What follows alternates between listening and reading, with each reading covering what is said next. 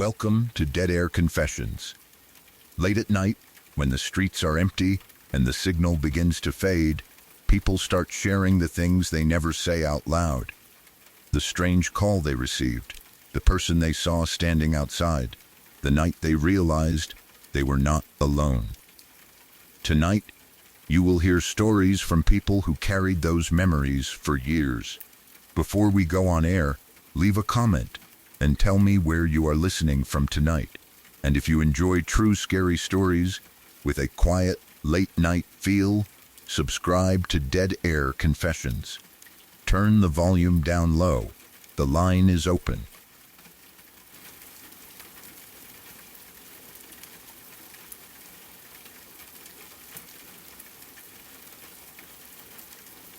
It became a kind of tradition for me and my grandma to travel every year to the same place, a town that celebrated its fiesta on the exact same day as my birthday.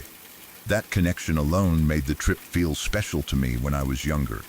It was never really about cake, parties, or gifts. For us, it was about going there together, attending church, spending time with people my grandma knew, and keeping a routine that had slowly turned into something meaningful. Looking back now, I think that yearly trip mattered more to her than she ever said out loud. She liked routines, old friendships, and places that carried memory. I liked being with her. So every year, around my birthday, we would make the trip and stay for a short time in the same old house. The house belonged to one of my grandma's close friends. I had known that place for years, and because we visited so often, it felt familiar to me in a strange way, even though it was never really my home.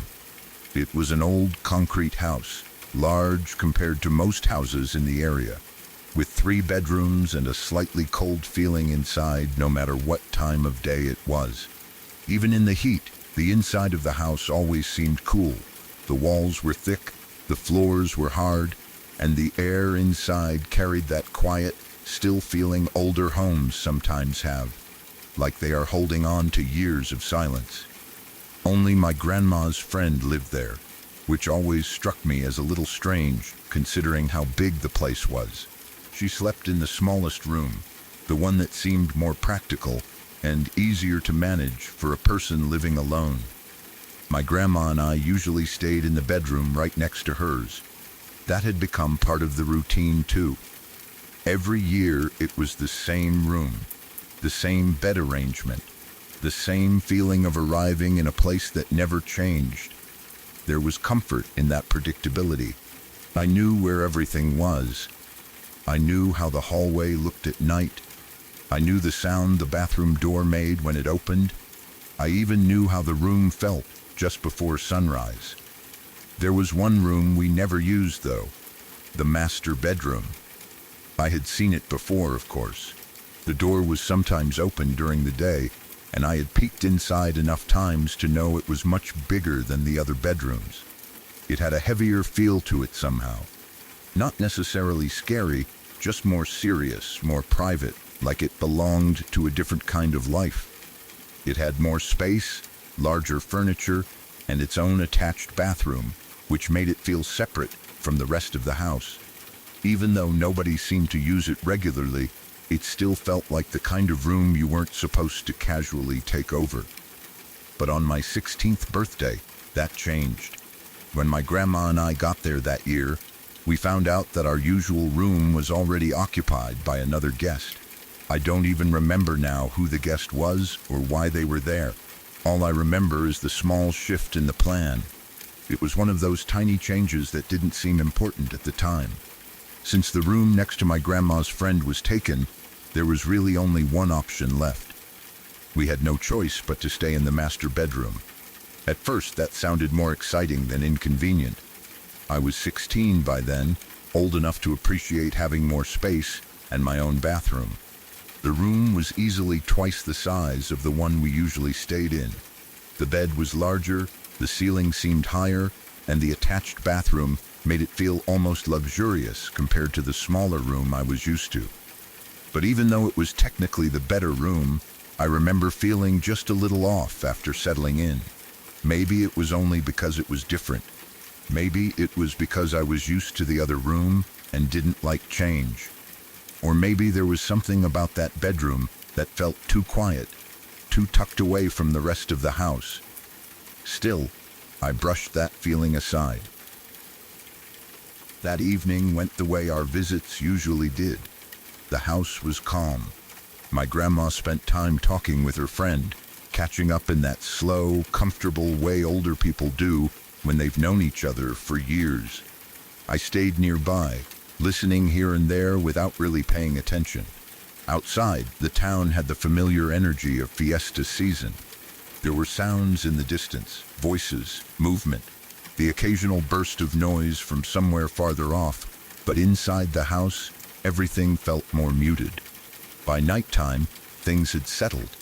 The walls seemed to absorb sound, and once everyone had gone to bed, the place became deeply quiet.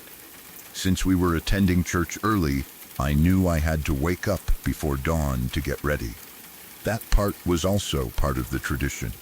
Waking up in darkness, moving quietly so as not to disturb anyone, getting ready before the rest of the world fully came alive. I had done it before in that house, just never in that room.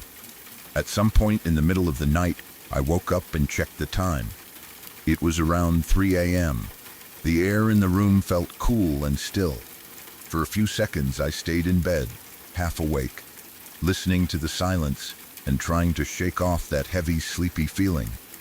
The house made no sound at all. No footsteps, no doors, no voices. My grandma was still asleep. Everything around me felt dark and motionless. I got up, trying not to make too much noise, and went into the bathroom attached to the bedroom. The bathroom itself was ordinary. There was nothing dramatic or unusual about it. It looked like the kind of bathroom you'd expect in an older house. Functional, plain, a little worn with age, but perfectly normal. One thing I remember clearly is the small window high on one wall, put there for ventilation. It wasn't a large window, and it sat high enough that it didn't really draw much attention during the day. It was just there, one of those little details you notice once and then stop thinking about. I turned on the water and got into the shower. At first everything was normal. The sound of the water filled the space, making the room feel more enclosed. When you shower that early in the morning, especially in an old quiet house, it almost feels like you are in your own little world. The water blocks out other sounds. Your mind is still foggy from sleep. You go through the motions without fully waking up yet. That's exactly how I felt. Then something changed. I can still remember the moment because it was so sudden. 1 second, I was just showering, half asleep, thinking of nothing. The next second, a strong wave of goosebumps rushed over my whole body. It was immediate and intense, the kind of reaction that doesn't feel voluntary. My skin tightened, and every hair on my body stood up. The temperature of the water hadn't changed, but it suddenly felt like the air around me had gone cold. It wasn't just a random chill. It felt like the unmistakable feeling of being watched. You know how sometimes your body notices something before your mind catches up? That was what it felt like. Before I consciously understood that anything was wrong, my body already knew. I stopped moving almost completely. My breathing changed. My stomach dropped. And without even knowing why, I looked up toward the small window. What I saw there is something I have never forgotten. Staring back at me through that small, high window was a pair of eyes. For a moment, my brain simply refused to process what I was looking at. It was like my mind lagged behind my vision. I saw them, but I couldn't make them make sense. They were fixed directly on me, completely still, unblinking. Beneath them was a pale face, so pale it looked wrong in the dark. Not ghostly in the dramatic way people describe in stories, but unnaturally washed out, as if the face had no warmth in it at all. What stood out even more were the eyebrows. They were light, oddly blonde, or almost colorless. which made the whole face look even stranger. I froze. I don't mean I stood there in surprise for a second and then reacted. I mean, I genuinely froze. My body locked up. I was standing there, totally exposed, completely vulnerable, and I could not make myself move. My mind started racing, but none of the thoughts made sense. The main one kept repeating itself over and over. How is anyone even there? That window was too high. There was nothing outside that wall, at least nothing I remembered, that would allow someone to stand at that height and look in. No ledge, no steps, no object that should have put a person's face there. And yet that face was there, perfectly positioned, staring straight at me as if that impossible angle meant nothing. For what felt like forever, neither of us moved. I just stared at it, and it stared back at me. The worst part was the eyes. They didn't shift. They didn't flick away in surprise the way a normal person's eyes would after being caught spying on someone in a shower. There was no shame, no panic, no sudden attempt to duck out of sight. If it had been some random creep, you would expect a startled reaction. You would expect them to jerk back or disappear the second they realized they had been seen. But that didn't happen. It just kept staring, unblinking, steady, almost angry, or maybe not angry exactly, but intense in a way that felt hostile. There was something deeply wrong in the stillness of that face. Even now, years later, I struggle to explain what made it so disturbing. It wasn't just that someone was looking at me, it was the way it was looking. Like it wasn't embarrassed. Like it didn't care that I had noticed it. Like it had been there longer than I knew. My brain kept trying to force a normal explanation onto the moment. Maybe it was a person. Maybe someone had climbed onto something. Maybe I was still half asleep. Maybe the shape of the window and the darkness outside were playing tricks on me. But none of those thoughts held for long, because the face remained there, too clear, too steady, too deliberate. I don't know how long we stayed like that. In reality, it was probably only seconds. But fear can stretch time until it feels thick and endless. Every second felt long enough for a full thought, a full panic, a full attempt to understand. I was so scared that my mind started splitting into different reactions at once. One part of me wanted to scream. One part wanted to run. Another part still couldn't accept that what I was seeing was real. Then, finally, something in me broke through the paralysis. I yelled, "Hey!" It came out loud and sharp, more out of shock than bravery. The second I shouted, I expected the face to vanish. I expected it to drop down out of sight immediately, the way any normal person would. That would have been frightening, yes, but it would also have made sense. Instead, what happened next was somehow worse. The face began to move. But it didn't move down. It didn't jerk away in panic. It didn't disappear quickly. It started sliding sideways across the window, slowly, so slowly that it almost didn't look natural. It moved in this awful, deliberate way, like it had no urgency at all. Like it wasn't escaping. Like it was simply choosing to leave the frame of the window at its own pace. That slow, sideways movement terrified me more than the staring had. There was something deeply unnatural about it. Human beings caught in a moment like that react fast. They flinch, duck, run. They don't calmly glide sideways out of view like they have all the time in the world. And that's exactly how it seemed. Not a scramble, not a retreat, a slow exit. By then, I was fully in panic. I don't even remember how I finished washing off or whether I properly did at all. I just remember wanting out of that bathroom as fast as possible. Every part of me felt exposed and unsafe. I was terrified to look back at the window and equally terrified not to. I got out of the shower in a rush, my hands shaking. my heart pounding so hard it hurt. I kept expecting to see the face again. I kept expecting a knock, a sound, some sign that whatever had been there was still just outside. But there was nothing, only silence. That silence made it worse, because if something had made noise, if I had heard footsteps or movement outside, then maybe I could have placed it in the normal world.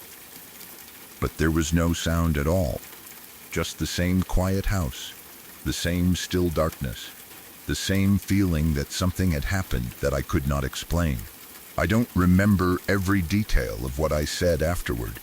I'm not even sure whether I woke my grandma immediately or waited until there was more light outside.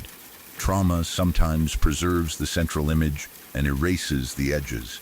What I do remember with total clarity is the decision I made after that night. I never spent another night in that house again. Not once. That single experience was enough. Maybe someone else could have explained it away. Maybe someone more rational or less frightened could have convinced themselves it was a trick of light, a person standing somewhere impossible, or a tired teenage mind reacting badly to an early wake-up. But I knew what I saw, and more importantly, I knew what I felt. It wasn't just surprise. It wasn't ordinary fear. It was the deep, immediate certainty that something was wrong. After that, whenever the yearly trip came up, I would still go if I had to, but I would not stay overnight in that house. I didn't care if people thought I was overreacting. I didn't care if it sounded dramatic. That room, that bathroom, that window, all of it had changed for me. What had once been a familiar place connected to happy memories with my grandma was now permanently attached to that face. Even now, when I think back on it, certain details come back stronger than others. The cold rush of goosebumps, the feeling of standing frozen under the shower water, the impossible height of the window, the pale face, the strange light eyebrows, the eyes that did not blink, and most of all, that horrible sideways movement after I shouted. That is the part that still gets to me. Because fear can make you misinterpret a shadow. It can make you imagine a face where there is none. But the slow sideways movement is what has always stayed lodged in my mind. It felt intentional, controlled, wrong in a way that still makes my stomach tighten when I remember it. I have gone over it again and again, trying to make it normal. I have tried to tell myself it must have been a person. Maybe someone found a way to stand there. Maybe there was something outside I didn't know about. Maybe exhaustion made everything feel stranger than it was. But none of those explanations erase the feeling of that moment, and none of them explain why the face behaved the way it did. All I know is that on my 16th birthday, in the master bedroom we were never supposed to use, I woke up at 3 a.m. to get ready for church, stepped into that ordinary bathroom, and found something staring at me through a window where no one should have been able to stand. It watched me in silence, without blinking, without shame, without surprise. And when I finally found my voice and shouted at it, it did not drop out of sight like a human being would. It slid away, slowly, as if it had never been afraid of being seen at all. After that night, I never slept in that house again.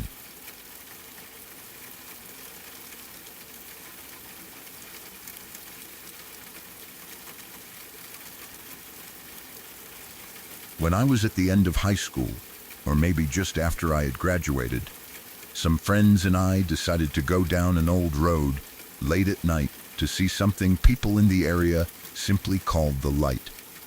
It was one of those local stories that everyone seemed to know about, even if nobody could explain it properly.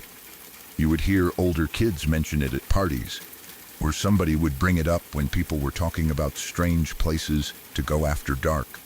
The story was always a little different depending on who told it. Some people said it was just a weird reflection from the highway.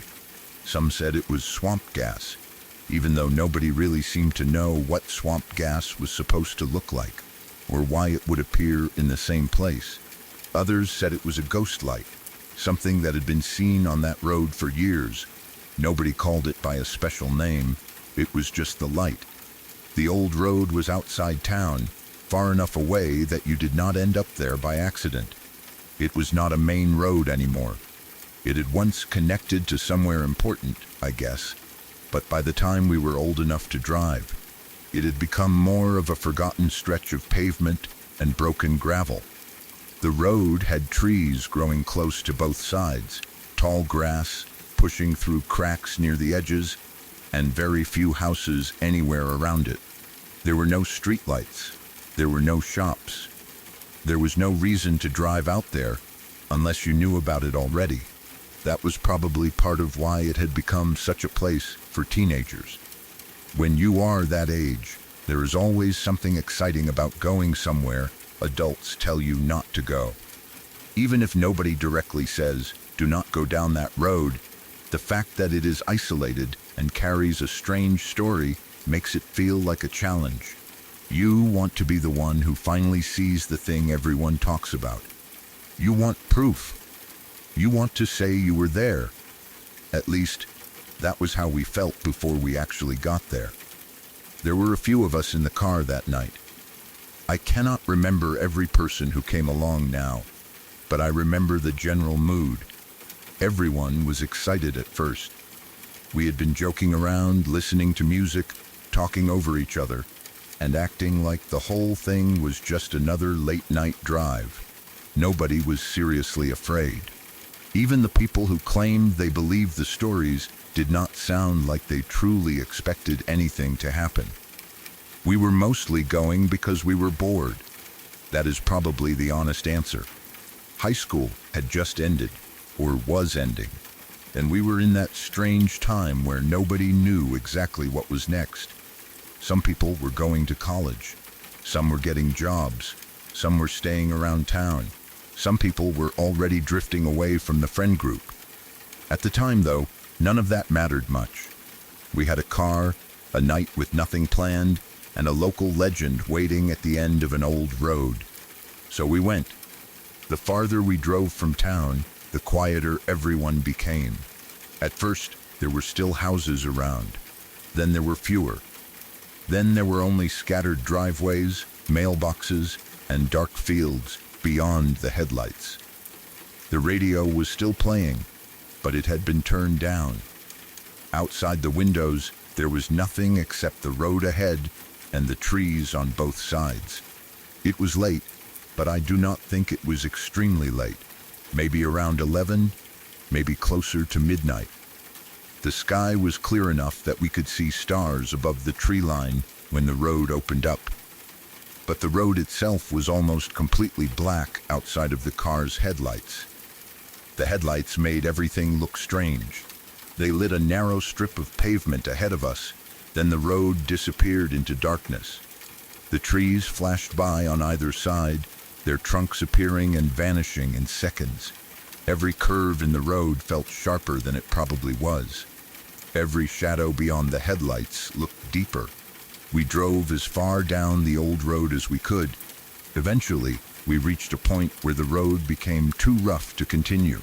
The pavement was broken up badly, with weeds growing through parts of it and tree branches hanging low over the path. There may have been some kind of gate or barrier farther ahead, or maybe the road was simply too damaged to risk driving on. I do not remember the exact reason we stopped. I only remember that we parked the car at the farthest point we could reasonably reach. After that, we got out and continued on foot. That was the part that changed the feeling of the night. Inside the car, it had still felt like a joke. We were together, the doors were locked, the music was there, and we could leave whenever we wanted. But once we got out and started walking down the old road, it became much quieter. The sound of the car faded behind us. There were no engines, no music, no lights except the moon, the stars, and the torches on our phones. The road stretched ahead into darkness. The woods on both sides seemed too close. I remember hearing our shoes against the rough pavement and gravel, Somebody laughed nervously. Somebody else said something about how stupid it was that we were actually doing this. We kept walking, mostly because nobody wanted to be the first person to say they wanted to go back. The local story said the light would appear farther down the road. Nobody seemed to agree on how far. Some people said it showed up near an old bend. Some said you had to walk until you reached a certain clearing. Some said it appeared only if you turned your lights off or stood quietly. Other people said it only appeared when it wanted to. We did not really know what we were looking for. We just kept walking. For a few minutes, nothing happened. The road was empty. The trees were still. We could hear insects somewhere in the grass and the occasional movement of leaves in the breeze. It was uncomfortable, but not frightening yet. I remember thinking that maybe this would be one of those nights where we walked around, saw nothing, laughed about it, and drove home. Then, someone stopped. At first, I thought they had tripped or heard something, but they were staring down the road. We all looked in the same direction, and there it was. Where there had been nothing only seconds before, a white orb of light appeared farther down the road. It was not like a car turning on its headlights. There was no beam shining toward us. There was no engine sound. There was no glow from a house, a street lamp, or anything else nearby. It was just a round, white light hanging in the darkness. For a moment, nobody spoke. We all stood there, staring at it. The thing that made it so strange was that it did not really light up the area around it. A normal, bright light should have thrown some kind of glow onto the road or the trees. If a car had been sitting there, we should have seen some reflection off the road. If someone had been holding a torch, we should have seen a beam or a moving shadow. But this light did not do that. It was bright enough that we could see it clearly. It was obviously there. But it did not seem to illuminate much of anything around it. The road beneath it stayed mostly dark. The trees beside it stayed dark. There was no person standing behind it, no vehicle, no structure, no source that made sense. It just hovered there. Someone whispered, "That's it." Nobody asked what they meant. We all knew. That was the light. I remember feeling a strange kind of disbelief. I had expected nothing. Maybe a reflection. Maybe a distant highway light. Maybe some stupid prank. But this was not any of those things. It was too isolated, too clear, and too still. The orb did not move. It stayed in the same place, floating or hovering just above the road, though it was hard to tell exactly how high it was from where we stood. It might have been at head height. It might have been higher. The darkness around it made distance hard to judge. For a while, we just watched it. Nobody went closer. Nobody had the courage to walk toward it. We were still trying to act tough, but the jokes had changed. Before, we had been making fun of the legend. Now, the jokes were forced. People laughed a little too loudly. Someone said it was probably a drone. Someone else said it had to be a person messing with us. But nobody could explain why there was no person, no sound, and no visible source. One of my friends pulled out their phone, probably trying to record it. I do not know if the video worked. I do not remember anyone showing footage afterward. Maybe the phone was too old, maybe the darkness made it impossible to capture, or maybe nobody even thought about recording properly because we were too busy staring. The light remained there. White, still, silent then, because we were teenagers, and because teenagers often make bad choices when they are nervous, someone started yelling at it. At first, it was just one insult. Something stupid and loud shouted down the empty road. We all laughed, but it was the kind of laugh people make when they are scared and do not want to admit it. Then another person joined in. More insults. More yelling. People started calling it names, daring it to come closer, acting like being rude to something unexplained would somehow prove they were not afraid. I remember standing there and thinking this was a terrible idea, not because I knew the light could do anything, but because I suddenly had the strong feeling that whatever it was, we should not be provoking it. The woods had gone quiet. Even the insects seemed less loud. The road felt still in a way that made every word we shouted sound wrong. Then the light changed. It did not fade. It did not blink. It turned red. The white orb became a deep red light, bright enough that it looked unnatural against the darkness. It was not a warm orange like a car brake light. It was not the soft red of a distant warning light. It looked sharp, vivid, and angry. For 1 second, everyone went silent. I remember the exact feeling in my stomach when it changed. It was like every joke suddenly became a mistake. Then it started moving. At first, it only shifted slightly. Then it began coming toward us, not rolling along the road, not swaying the way a person with a torch might walk. It moved directly toward us. The distance between us and the red light started closing. Fast. Someone screamed. Maybe it was me. Maybe it was someone else. I honestly do not know. But the second the light began moving at us, every person there turned around and ran. There was no discussion. No one said, "Let's go." Nobody waited to see what it would do. We ran. I remember the sound of shoes pounding against the broken road. I remember people breathing hard and shouting behind me. I remember the phone torch in my hand bouncing wildly, lighting up the ground in quick flashes. Gravel slipped under my shoes. Tree branches seemed to reach out from the sides of the road. All I could think about was getting back to the car. The road felt much longer than it had before. When we had walked down it, we had been slow, talking, laughing, and stopping to look around. Now it seemed endless. Every step felt like it took too long. I kept expecting the red light to appear beside us, behind us, or ahead of us. I did not want to look back. But I did, just once. The red light was still there. It was farther down the road than I expected, but it was moving. I could not tell how fast.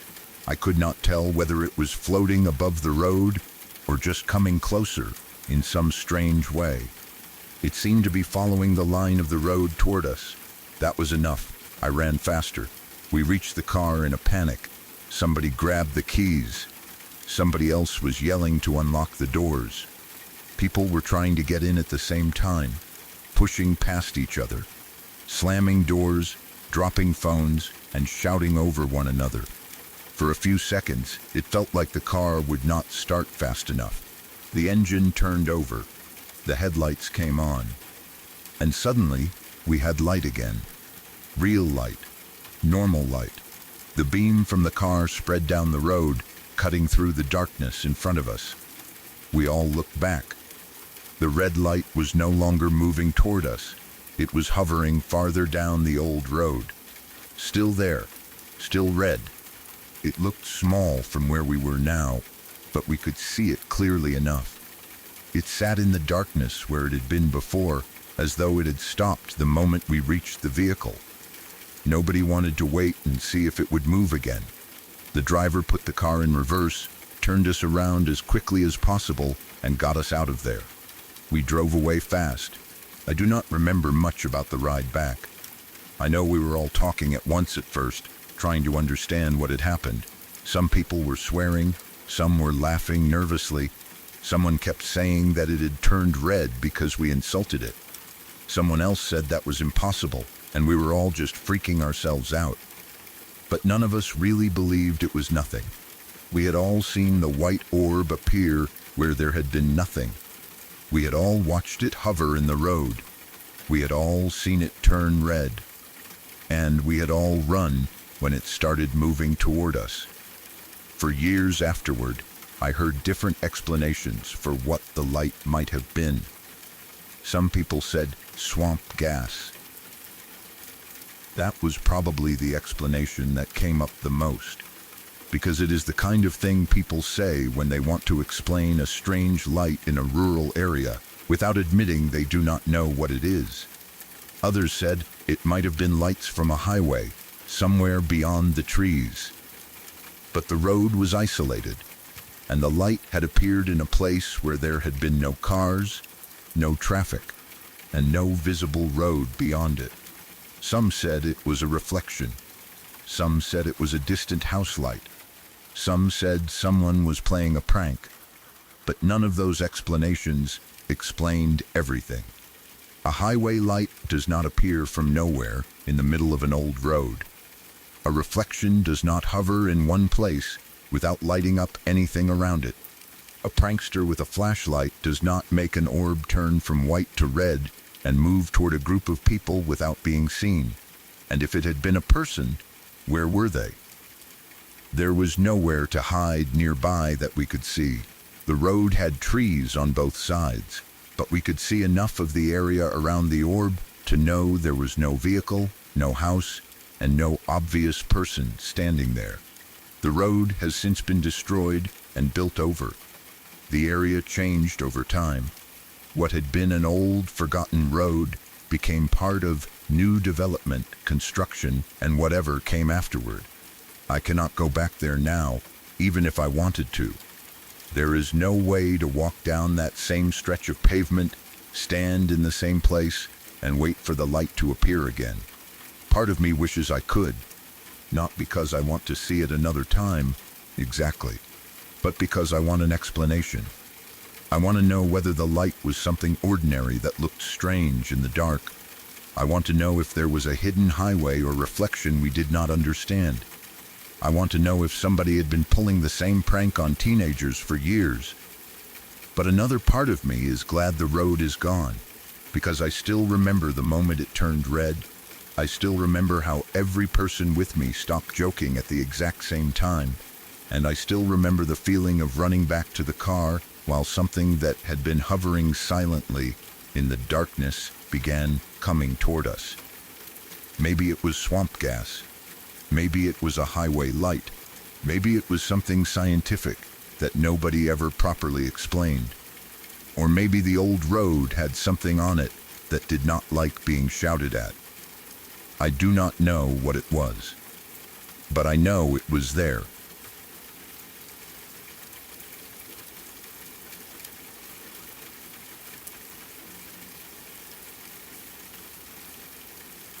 A few years ago, I worked as a janitor and maintenance person at a brewery and restaurant that used to be a veterinary clinic.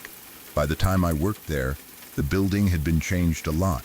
There had been additions built onto it over the years, walls moved, rooms opened up, and parts of the old clinic turned into dining areas, offices, storage rooms, and kitchen space. From the outside, it looked like a normal restaurant. It had a busy bar area, tables, a kitchen downstairs, and the kind of warm lighting that makes a place feel welcoming at night.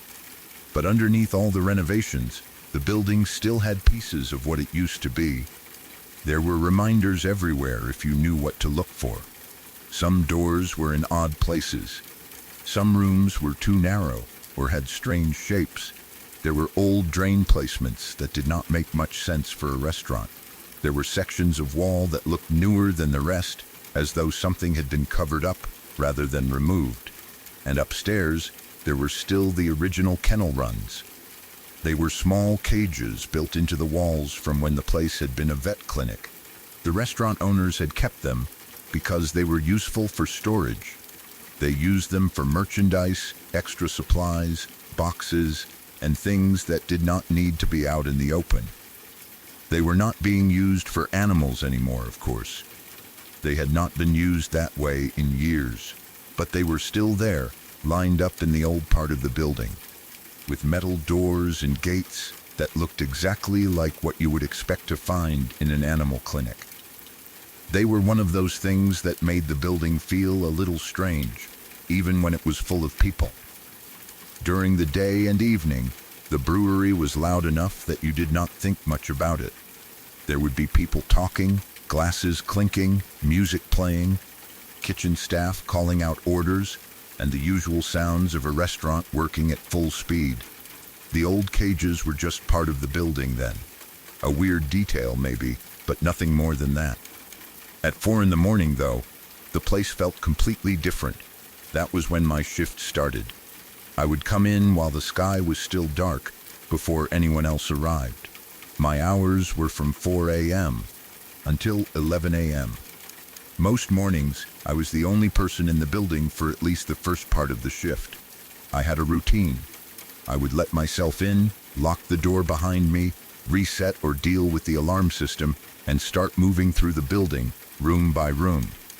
My work was not glamorous, but it was steady. I cleaned floors, tables, bathrooms, and common areas. I tore down kitchen equipment and bar equipment for deep cleaning. I handled small maintenance jobs whenever they came up. Sometimes that meant changing something simple, fixing a loose fixture, dealing with clogged drains, checking a door, or cleaning parts of equipment that never got touched during the regular rush of the day. I knew the building well. When you work alone in one place long enough, especially early in the morning, you learn every sound it makes. You learn which parts of the floor creak. You learn which pipes knock when the water starts running. You learn how the heater sounds when it kicks on. You learn the difference between the ice machine cycling, the refrigerator motors starting, the air system moving through the ducts, and a loose vent rattling in the ceiling. At first, all those sounds can make a building feel creepy, but after a while they become familiar. You stop reacting to them. You hear a bang from the kitchen and know it is a metal tray settling. You hear a sudden humming noise and know the cooler has kicked on.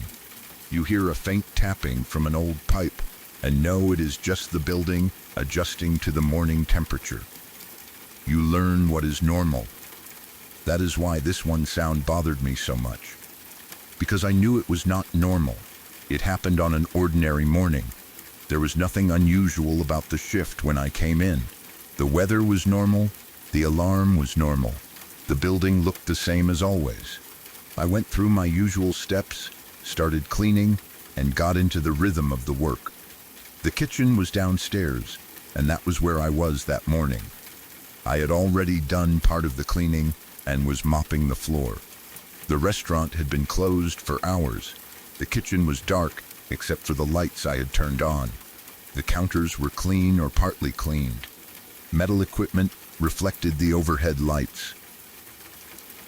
The air smelled like cleaning solution, old grease, sanitizer, and the faint leftover smell of food from the night before.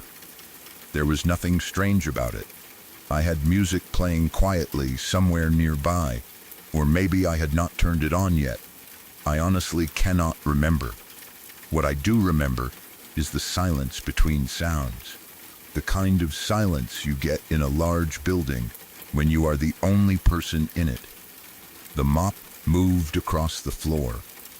Water sloshed in the bucket. The refrigerator motors hummed. Every now and then, something in the kitchen clicked or settled. Then I heard it. At first, I thought it was a metal sound from somewhere upstairs. A small clatter. Not especially loud, but sharp enough that it caught my attention. I stopped mopping and listened.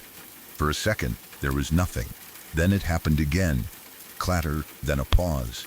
Then clatter, clatter, clatter. The sound came from upstairs. I stood still with both hands on the mop handle, trying to work out what it could be. It sounded like metal, not a pan falling or equipment shifting. It was lighter and more repeated than that. Then the sound came again. Clatter, clatter, clatter, clatter. There was a rhythm to it. That was when I knew exactly what it sounded like. It sounded like a dog scratching at a kennel gate. Not a person knocking on metal. Not something dropping.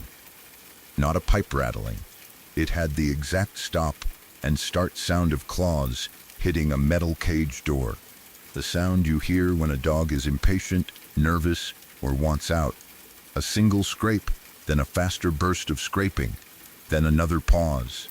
Clatter, clatter, clatter, clatter. Clatter, I froze. It was not one quick jolt that could have been explained away. If a shelf had shifted, it would have made one sound and been over. If a heater vent had expanded, it might have rattled for a moment. If something had fallen, there would have been a crash or a bang. But this was repeated. It sounded intentional. It sounded like something was on the other side of a metal gate and wanted someone to open it. And the old kennel runs were upstairs.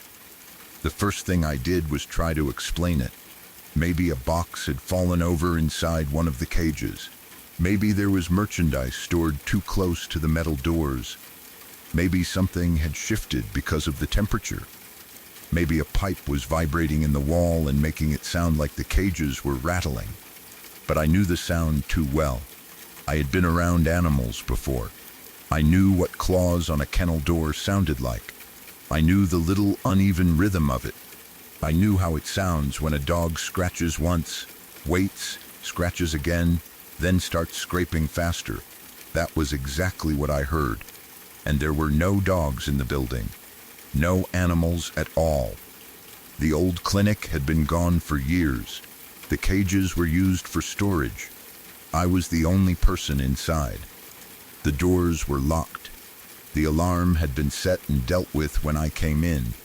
There should have been nothing upstairs except merchandise, storage items, old equipment, and those empty kennel runs built into the walls. But the sound kept going. Clatter, clatter, clatter, clatter. Then silence. Then clatter again. I remember standing in that kitchen and feeling a cold wave move through my body. It was not just fear. It was that deep, physical reaction you get when something happens that your brain cannot place. My skin prickled. My arms felt cold. I could feel the hairs on the back of my neck stand up. I looked toward the stairway. The stairs led up from the kitchen area into the older part of the building. The upstairs space was not fully visible from where I was. There was a doorway, then the stairs, then the upper floor where the cages were. I had gone up and down those stairs many times. Normally, I never thought twice about them. That morning, I could not make myself move toward them. The clattering started again. This time it seemed louder. Not dramatically louder, but closer somehow. Like the sound was moving through the building more clearly now that I was listening for it. Clatter, clatter, clatter, clatter, clatter, clatter.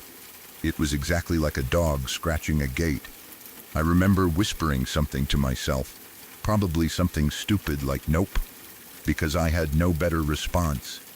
Part of me wanted to go upstairs right away. I am the maintenance person.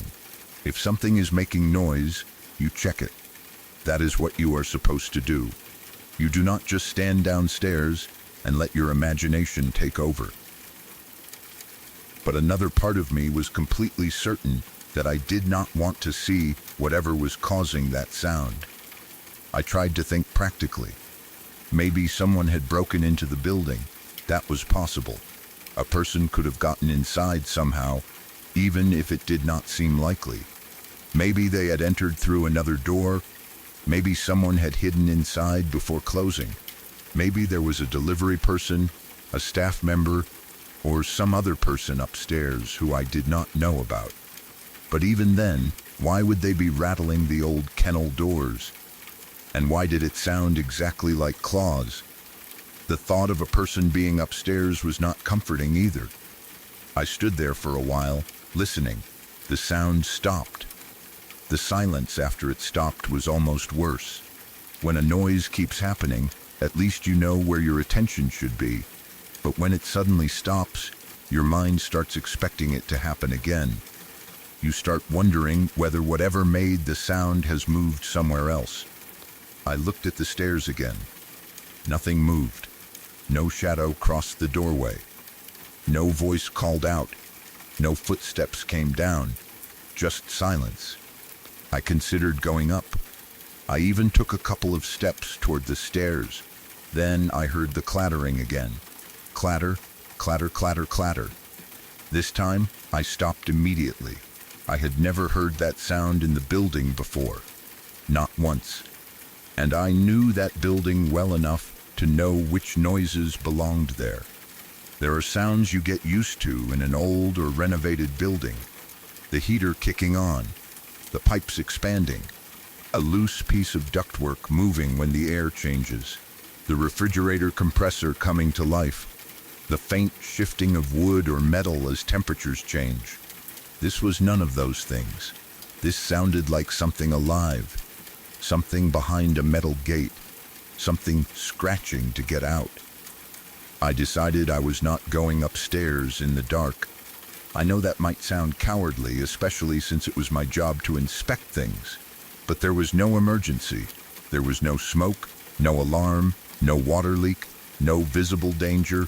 There was only a sound that I could not explain, coming from a part of the building where I absolutely did not want to be alone.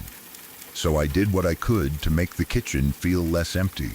I turned on loud music, not just background music. I turned it up loud enough that it filled the space. I wanted noise. I wanted something normal.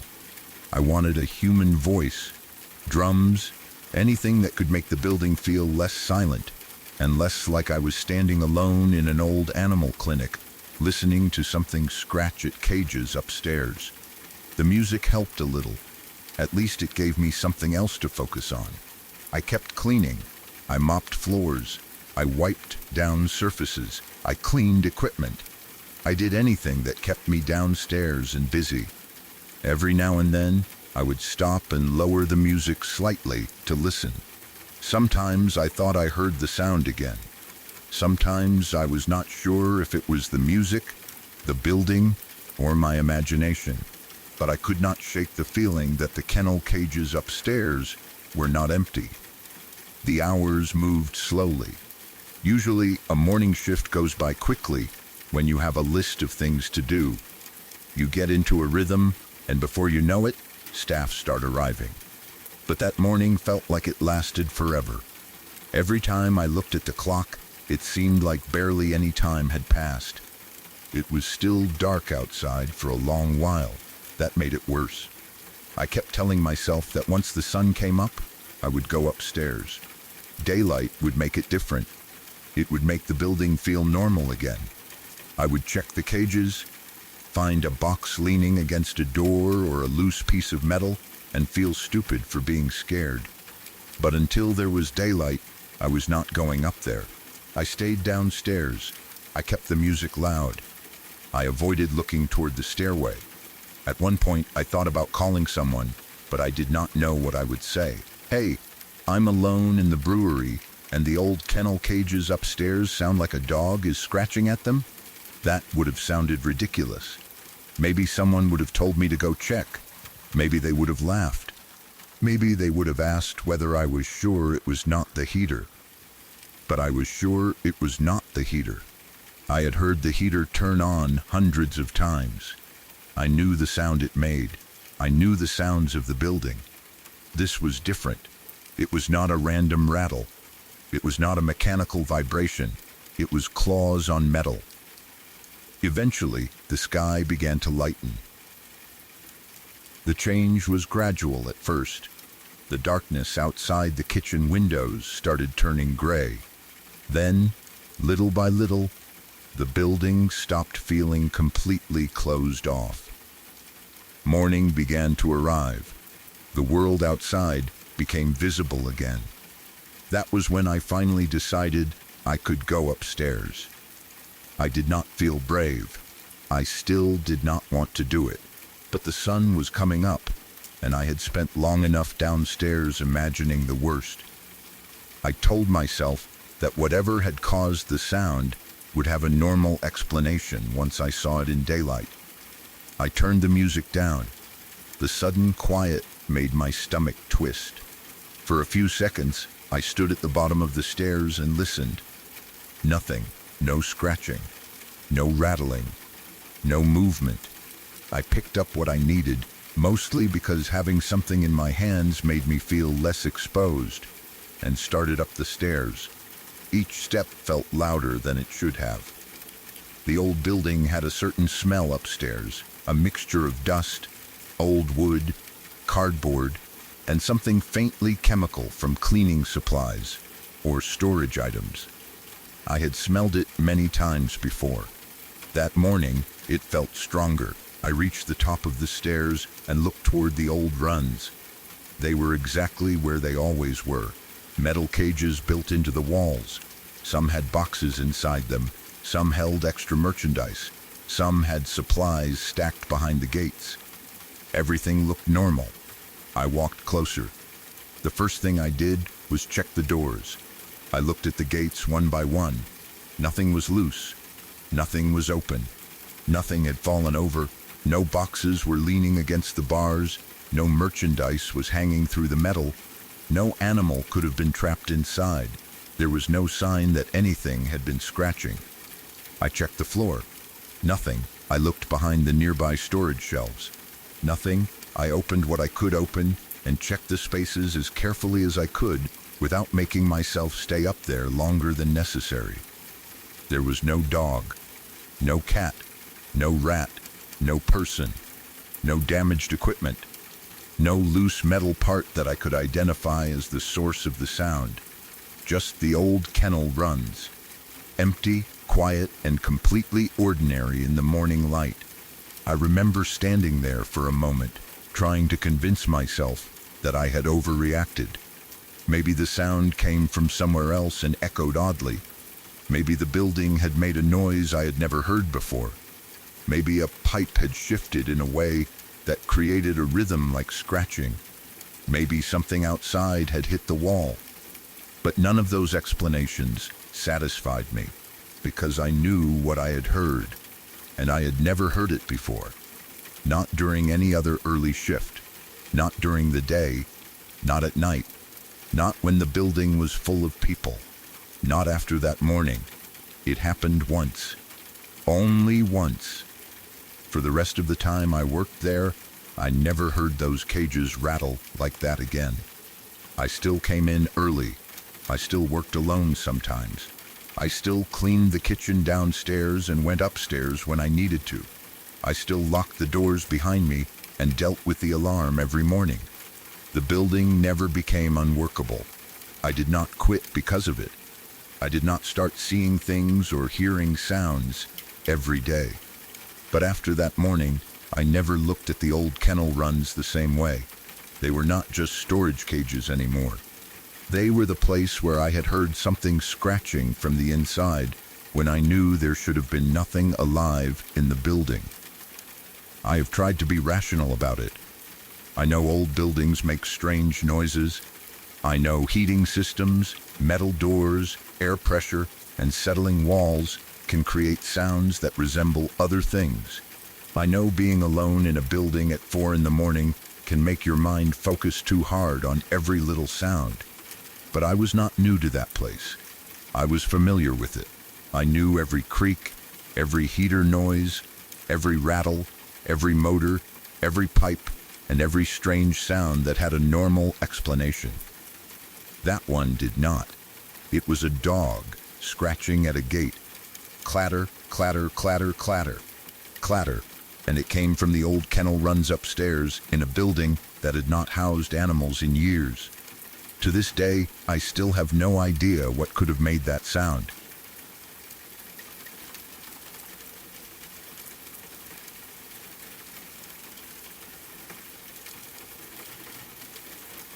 When I was a teenager, I lived with my parents in the rural countryside in the UK.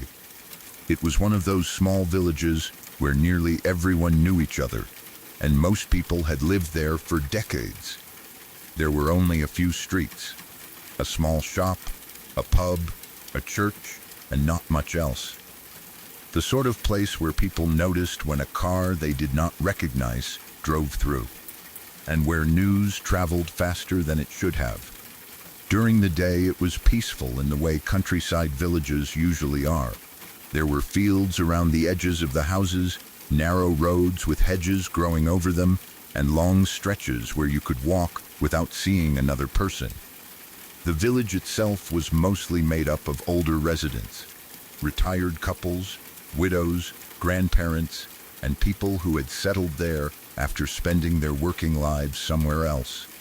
There were not many young families, and there definitely were not many teenagers. Because of that, there was very little for someone my age to do.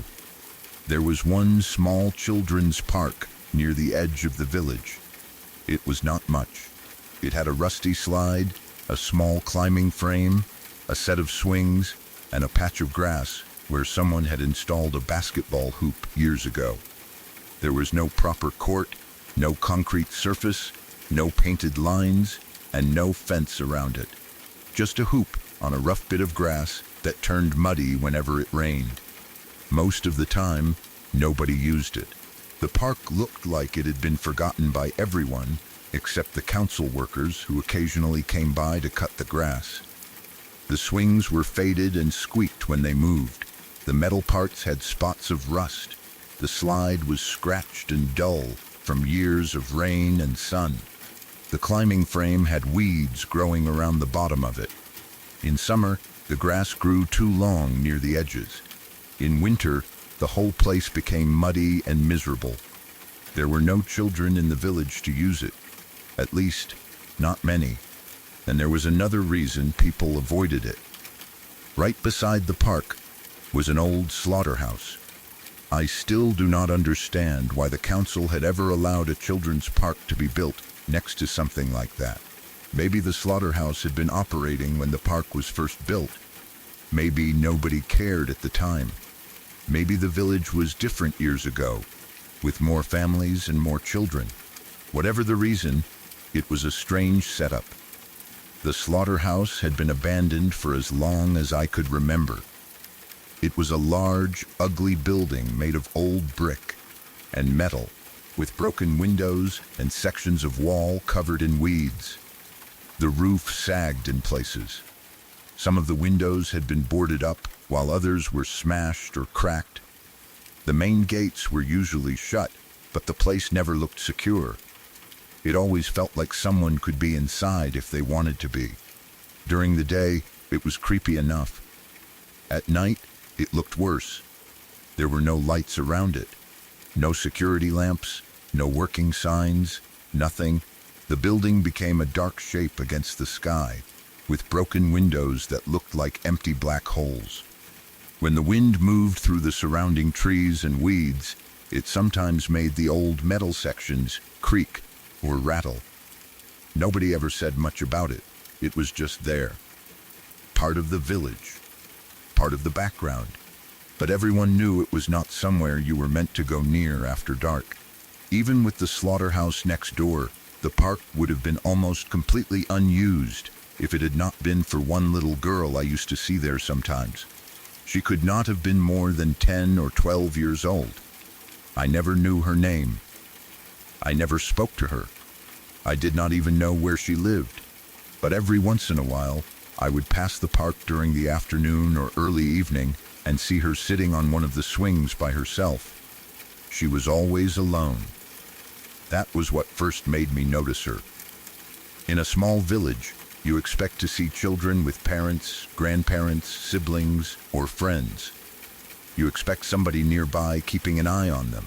But this girl would be there by herself, swinging slowly, sometimes for what seemed like a long time. At first, I did not think much about it. Maybe her house was nearby. Maybe her parents knew where she was. Maybe she was old enough to be trusted on her own for a little while. But then I started noticing that I never saw anyone come with her or leave with her. I never saw a parent standing nearby. I never saw her walking in from one of the roads. I never saw her talking to anyone else. I would just look over and she would already be there, usually on the swing closest to the edge of the park, the one facing away from the basketball hoop and toward the old slaughterhouse. Sometimes she would be swinging normally, her feet pushing lightly off the ground. Other times she would barely be moving at all, just sitting there with the swing slowly swaying back and forth. I remember thinking she looked lonely. Not scary, not at first, just lonely. Still, there was something about seeing a child alone in that park that always made me uncomfortable. It was too quiet there. The village itself was quiet enough, but the park had its own kind of silence. It sat slightly away from the houses, close to the derelict building, and the trees around it blocked a lot of the sound from the road. Even in the afternoon, it felt isolated. I told myself I was overthinking it. I was a teenager. Teenagers get bored and make strange places seem more dramatic than they are. The abandoned slaughterhouse probably made the park feel creepier than it really was. The little girl was probably just a local child who liked swinging on her own. That was what I thought. Until one night when my friend and I decided to go there. We had both been bored at home, and there was nothing happening in the village. We did not have cars yet, and neither of us wanted to sit around in our bedrooms all night. So we met up and walked over to the park with a basketball. The basketball hoop there was not great, but it was something to do. We could shoot around, make fun of each other when we missed, and waste a couple of hours without anyone bothering us. And honestly, we could smoke cigarettes away from our parents. That was a big part of it. The park was far enough from the houses that we could stand near the edge, smoke, and nobody would see us unless they came looking. It was stupid teenager behavior, but at the time it felt like freedom. We had nowhere else to go and no plans beyond passing the evening. When we got there, it was still light enough to see properly. The grass was uneven beneath our shoes, and the basketball bounced badly because of the ground. Every now and then it would hit a patch of dirt or a raised section of grass and roll off in a strange direction. We spent more time chasing it than actually playing. Still, we stayed there. We talked about random things, school, people we knew, rumors around the village, music, plans that probably would never happen.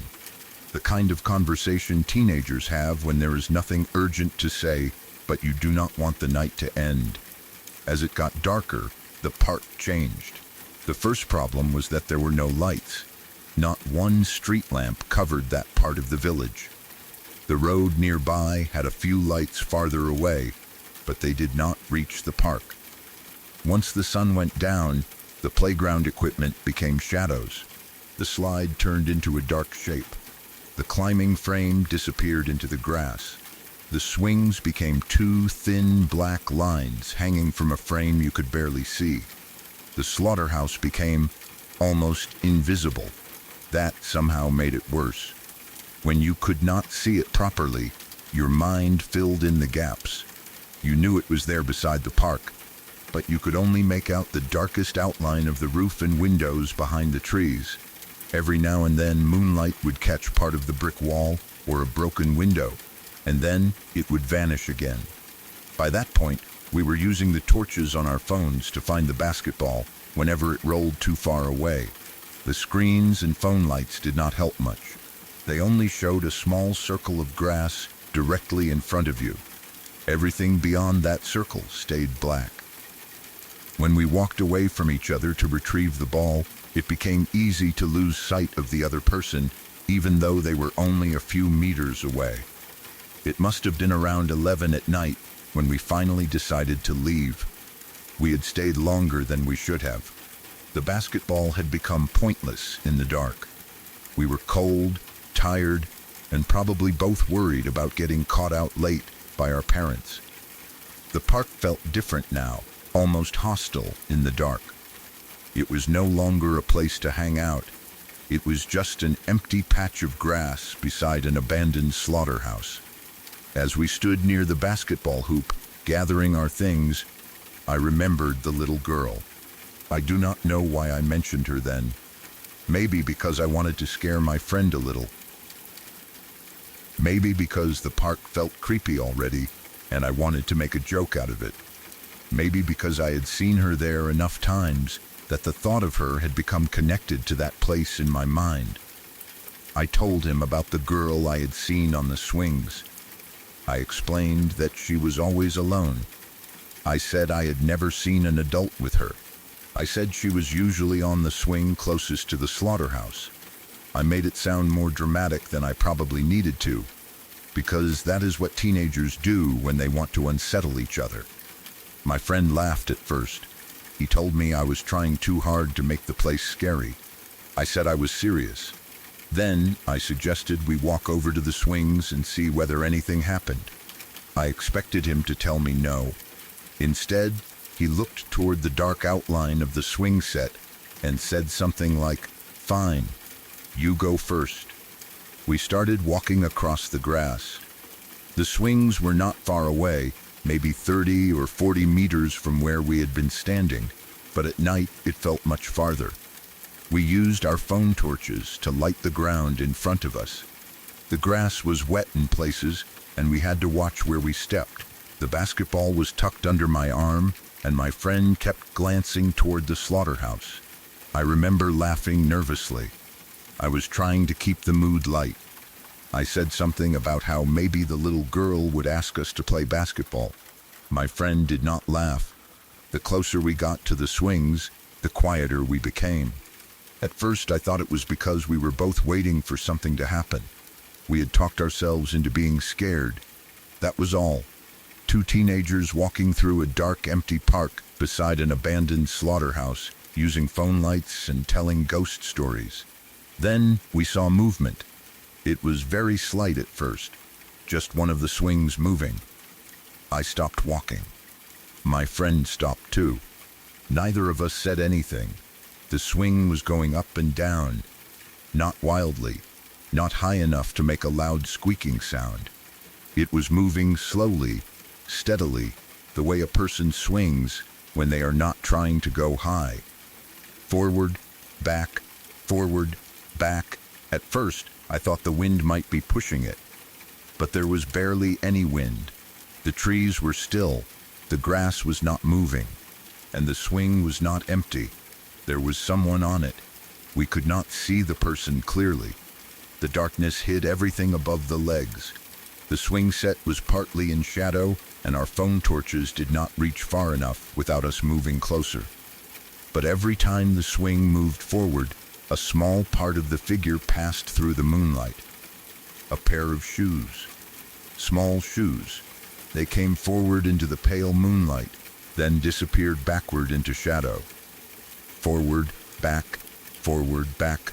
The shape of the shoes was exactly the size you would expect on a child. For a few seconds, neither of us moved. My brain tried to explain it. Maybe it was another kid from the village. Maybe somebody had come to the park while we were playing, and we had not noticed. Maybe the girl I had mentioned really was there, and I had somehow made the whole thing feel worse by talking about her. But why would a child be sitting alone on a swing at 11 at night?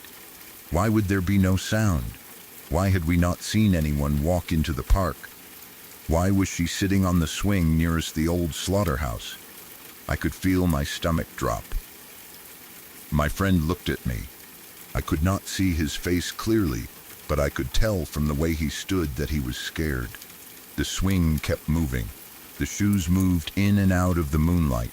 Up, down, no squeaking, no talking, no laughter, no sound except the faint scrape of the chains moving. I remember thinking that if it was really the little girl, then we should say something. We should ask if she was okay. We should ask where her parents were. That would be the normal thing to do. But neither of us spoke. We did not call out. We did not take another step closer. We did not shine our phone lights directly at her. Something about it felt wrong. Not just strange. Wrong. The figure on the swing did not look toward us. At least, not that I could see. Her face stayed hidden in shadow. The only thing visible was the movement of those shoes. The little flashes of pale moonlight catching them each time the swing moved forward. My friend whispered, "Let's go." I did not need to be told twice. We turned around immediately. We did not run at first, but we walked away quickly. We did not take the shortest path home either. The quick route would have taken us past the edge of the park and closer to the slaughterhouse. Neither of us wanted to go that way. Instead, we walked the long way around. It meant taking the road that curved past a few houses and then doubled back toward where we lived. It took longer, but there were streetlights on that route. There were houses. There were gardens, parked cars, curtains, and normal signs of people living their lives. I remember how quiet we were. Neither of us said anything. Not because we had agreed not to. We just could not seem to speak. The only sounds were our footsteps on the road, the occasional car somewhere far off, and the wind starting to move through the hedges. I held the basketball tightly under my arm, though I do not remember picking it up again after we stopped. My phone was still in my hand with the torch turned on, even though we were back on a lit road. Every time we passed a dark driveway or gap between houses, I expected to see something moving. Every time I heard a sound behind us, I wanted to turn around. But I did not. I did not want to look back toward the park. I did not want to see whether the swing was still moving. I did not want to know if the little girl had followed us. We walked the entire way home in silence. By the time we reached the area near my house, the normal lights and familiar streets should have made us feel better, but they did not. The fear had settled into both of us. It was no longer the sudden jump of seeing something strange. It was a cold, heavy feeling that stayed in the background. When we finally stopped near my house, I looked at my friend properly. He was pale, not just a little nervous. He looked genuinely shaken. I think I asked him if he had seen what I saw. He nodded. That was all. For a while, neither of us wanted to describe it in detail. Maybe we were afraid that saying it out loud would make it more real. Maybe we were both worried that one of us had imagined it and the other would laugh. But eventually, we did talk about it. He said he had seen the swing moving. He said he saw the shoes. He said he could tell they belonged to a child. He had not seen the girl's face either. That detail bothered me most. Neither of us could say what she looked like. Neither of us could describe her clothes, her hair, or her expression. We only saw the movement of the swing and those small shoes appearing in the moonlight. Over the years, I have tried to come up with a normal explanation. Maybe there really was a child at the park. Maybe she lived nearby and had snuck out. Maybe we had scared ourselves so badly with the story that we turned an empty swing into something more frightening than it was. Maybe the shoes were not shoes at all. Maybe they were part of the swing set, or a reflection, or something moving in the grass. But my friend saw it too. He still talks about it whenever I see him. Not constantly, not like he is obsessed with it, but every once in a while, when the subject of strange experiences comes up, he will bring it up and say it was one of the creepiest moments of his life. And I know exactly what he means. Because I still remember that park. I remember the long grass, the broken basketball hoop, and the dark shape of the old slaughterhouse beside it. I remember the feeling of standing there with only phone torches, knowing that there were no streetlights around us. I remember trying to scare my friend with a story about a little girl who used the swings alone. Then I remember seeing the swing already moving. I remember the small silhouette of shoes rising into the moonlight and disappearing again. Forward, back, and I remember how both of us turned around without saying another word. To this day, I do not know whether it was really the same girl I had seen before. Maybe she was a real child who used the park during the day. Maybe we only thought we saw her at night because I had just told my friend about her. Or maybe there was something else sitting on that swing, hidden in the darkness, waiting for us to get closer. I do know one thing. After that night, I never went back to that park after dark again.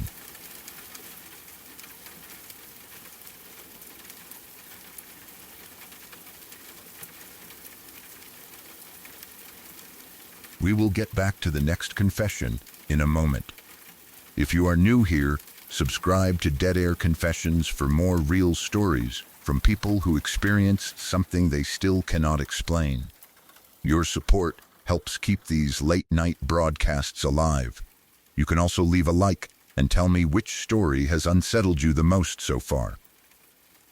Now, let's return to the signal.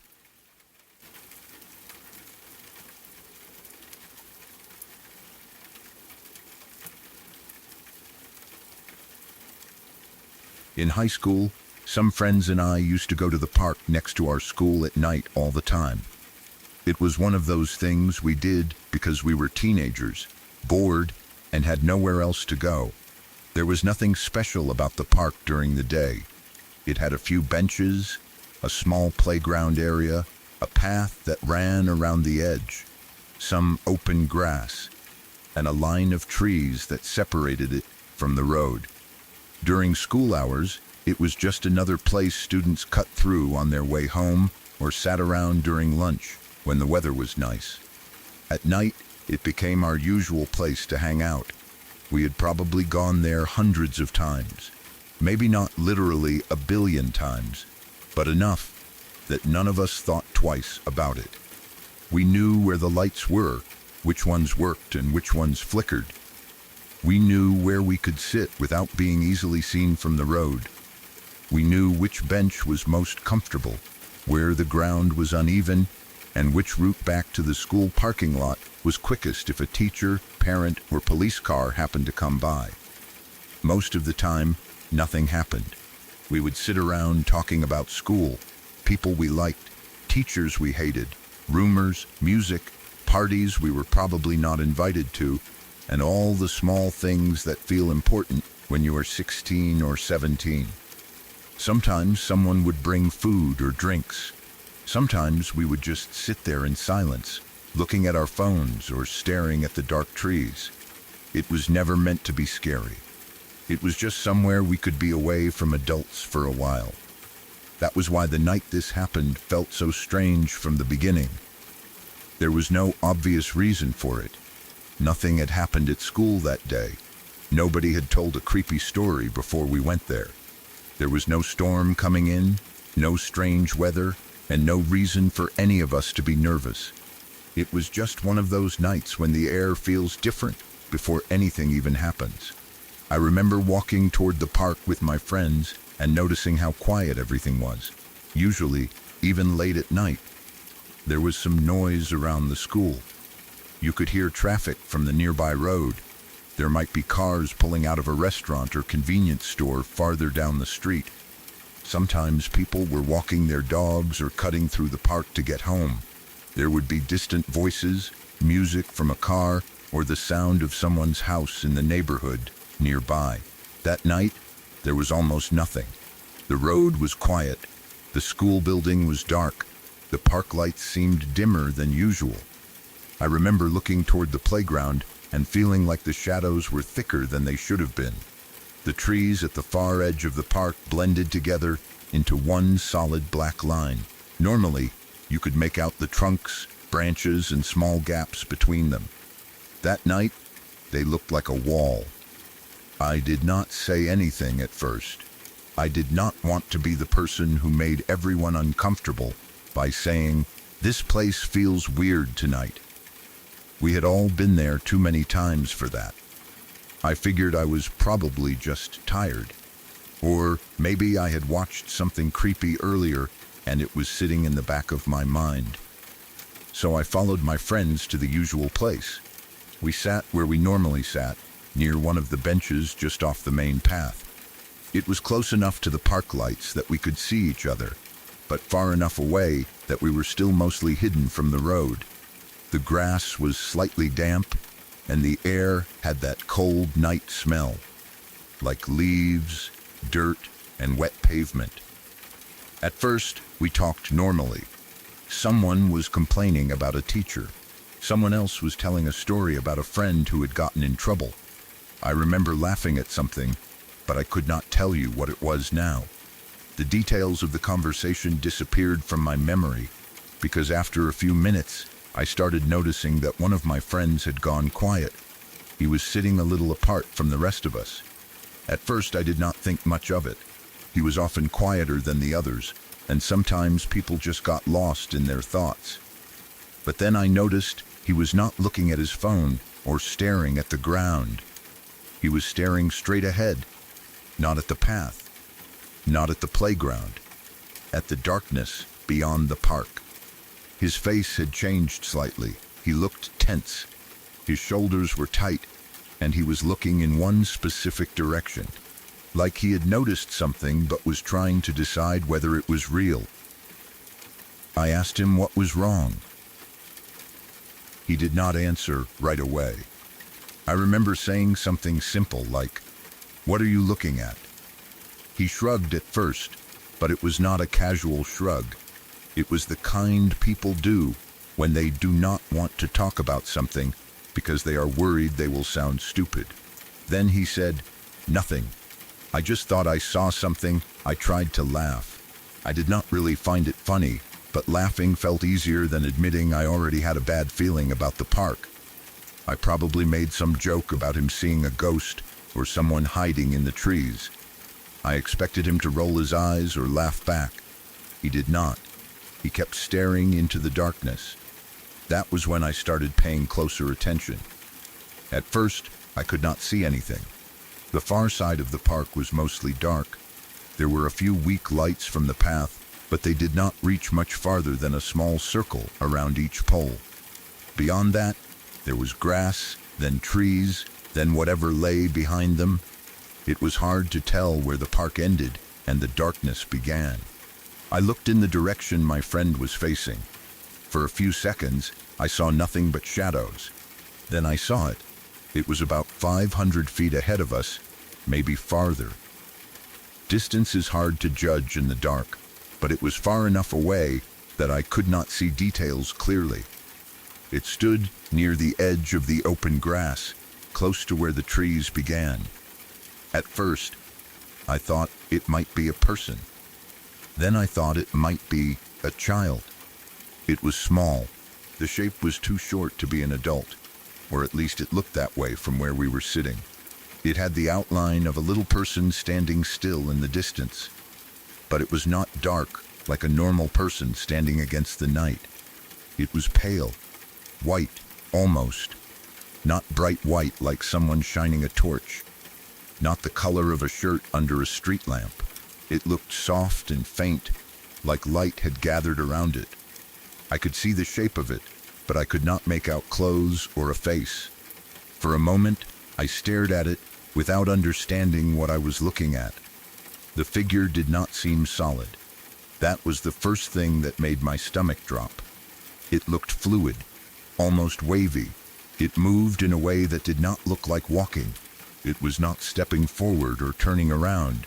It seemed to shift slightly from side to side, like heat rising from pavement on a hot day, except it was nighttime and cold. The outline of the figure blurred and sharpened again, as if it was made from mist, smoke, or light reflecting off water. But there was no water there. There was just grass. And that small, pale shape. I remember holding my breath without realizing it. Every normal explanation rushed through my mind at once. Maybe it was a child wearing a white hoodie. Maybe it was a plastic bag caught in a bush. Maybe it was the moonlight hitting something in the grass. Maybe it was a reflection from one of the distant streetlights. But none of those things fit. It had the shape of a child. It stayed upright. And it moved. Not much, but enough that I knew I was not looking at an object. The movement was slow and strange. The shape seemed to bend and sway, but not in the way someone sways when they are standing in the cold. It was more like the figure was not completely attached to the ground, like it was drifting in place. I looked back at my friend. He was still staring at it. I pointed toward the pale figure and said, "Is it right there?" The second I said that, he looked at me. I will never forget the expression on his face. It was not the look of someone who thought I was joking. It was not the look of someone who had seen a person standing in the park and was wondering what they were doing. He looked terrified. His eyes were wide, and all the color had drained from his face. For a second, he did not say anything. He just looked at me as if I had confirmed something he desperately did not want to be true. Then he nodded, very slightly. That was enough. I do not remember who stood up first. I do not remember whether anyone shouted. I only remember that we ran. We did not stay to get a better look. We did not call out to the figure. We did not walk closer. We did not try to use our phone flashlights to see what it was. Every instinct in us seemed to agree that getting away from there was the only thing we needed to do. We ran straight back toward the car. The path we had walked down only minutes earlier suddenly seemed much longer. The park lights flashed past us as we ran, and the dark spaces between them felt like they were filled with something. I remember my shoes slipping slightly on the grass. I remember hearing my own breathing too loudly. I remember not wanting to look behind me. That was the hardest part. I wanted to know if the thing was following us, but I was too scared to turn around. It felt like if I looked back and saw it closer, I would not be able to keep moving. So I kept my eyes forward and ran as fast as I could. My friends were beside me or behind me, and I could hear them moving, but nobody spoke. We reached the car quickly, though it did not feel quick at all. One of us fumbled with the keys. I remember standing near the passenger door, looking around the parking lot while waiting for the lock to click open. The school was still dark. The road was still quiet. The park was behind us, just beyond the edge of the parking area. I kept expecting to see that pale shape standing at the end of the path. I kept expecting to see it moving toward us, but I did not look long enough to find out. As soon as the doors unlocked, we got inside. The car doors shut hard. For a moment, nobody started the engine. We just sat there. The inside of the car felt safer, even though it was only glass and metal. It was warm compared to the cold outside, and the overhead light came on briefly when the doors closed. That small light made everything feel more normal for a second. Then, it went out, and we were sitting in darkness again. I looked over at my friend. He was still pale. He was breathing hard, but not from running alone. He looked like he had seen something that had shaken him deeply. I asked him what he saw. At first, he did not answer. He was looking through the windshield, not toward the park directly, but in that general direction. His hands were clenched in his lap. Finally, he described it. He said he had seen a small white figure near the trees. He said it looked like a child. He said it did not move like a person. He said it looked almost like it was waving or bending, but without walking. Then I told him what I had seen. I tried not to add too much. I wanted to see whether our descriptions really matched. I said it looked small. I said it was pale.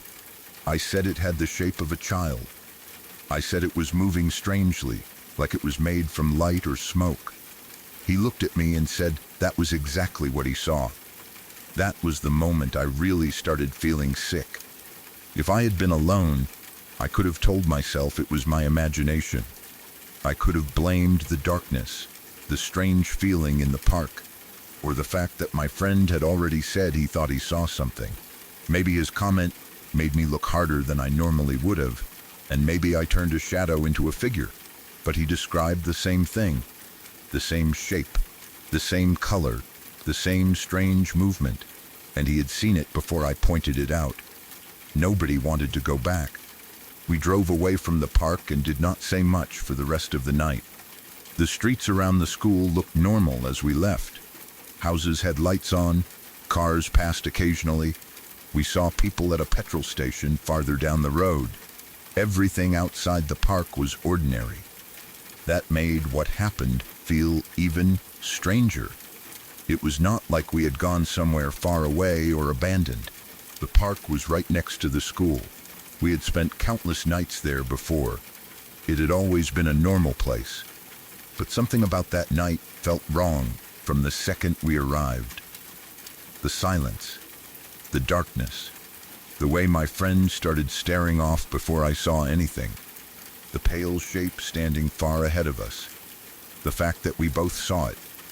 After that, we never went back to that park at night. We still went near the school during the day. We still passed the park. We still saw kids using the paths and people walking their dogs. In daylight, it looked completely normal. The grass was just grass. The trees were just trees. The place where we had seen the figure was nothing more than an open patch of ground near the edge of the park. But at night, I could not bring myself to go back. My friend felt the same way. We talked about it a few times afterward, but never for very long. Neither of us had a good explanation. We did not tell many people because we knew how it would sound. Two teenagers sitting in a dark park, already feeling creeped out, seeing a ghost-like figure in the distance. It was easy to imagine people laughing and telling us we had scared ourselves. Maybe we had. Maybe there was a child in a white coat walking near the trees. Maybe distant light and darkness made them look strange. Maybe the movement was only an illusion caused by branches and shadows. Maybe we both saw the same normal thing and interpreted it as something else because the mood was already wrong. I still think about that possibility. I want there to be a simple answer. But even now, I remember that silhouette too clearly. I remember the way it did not look solid. I remember it moving without really walking. I remember how it looked like it was made of pale light against the dark grass. And I remember my friend's face when I asked, "Is it right there?" He did not have to explain anything. The look on him told me he saw it too. To this day, I do not know what that figure was, why the park felt so wrong that night, or why both of us saw the same thing in the same place. I only know that after spending so many ordinary nights at that park, one night changed the way we saw it forever. We never went back there after dark again.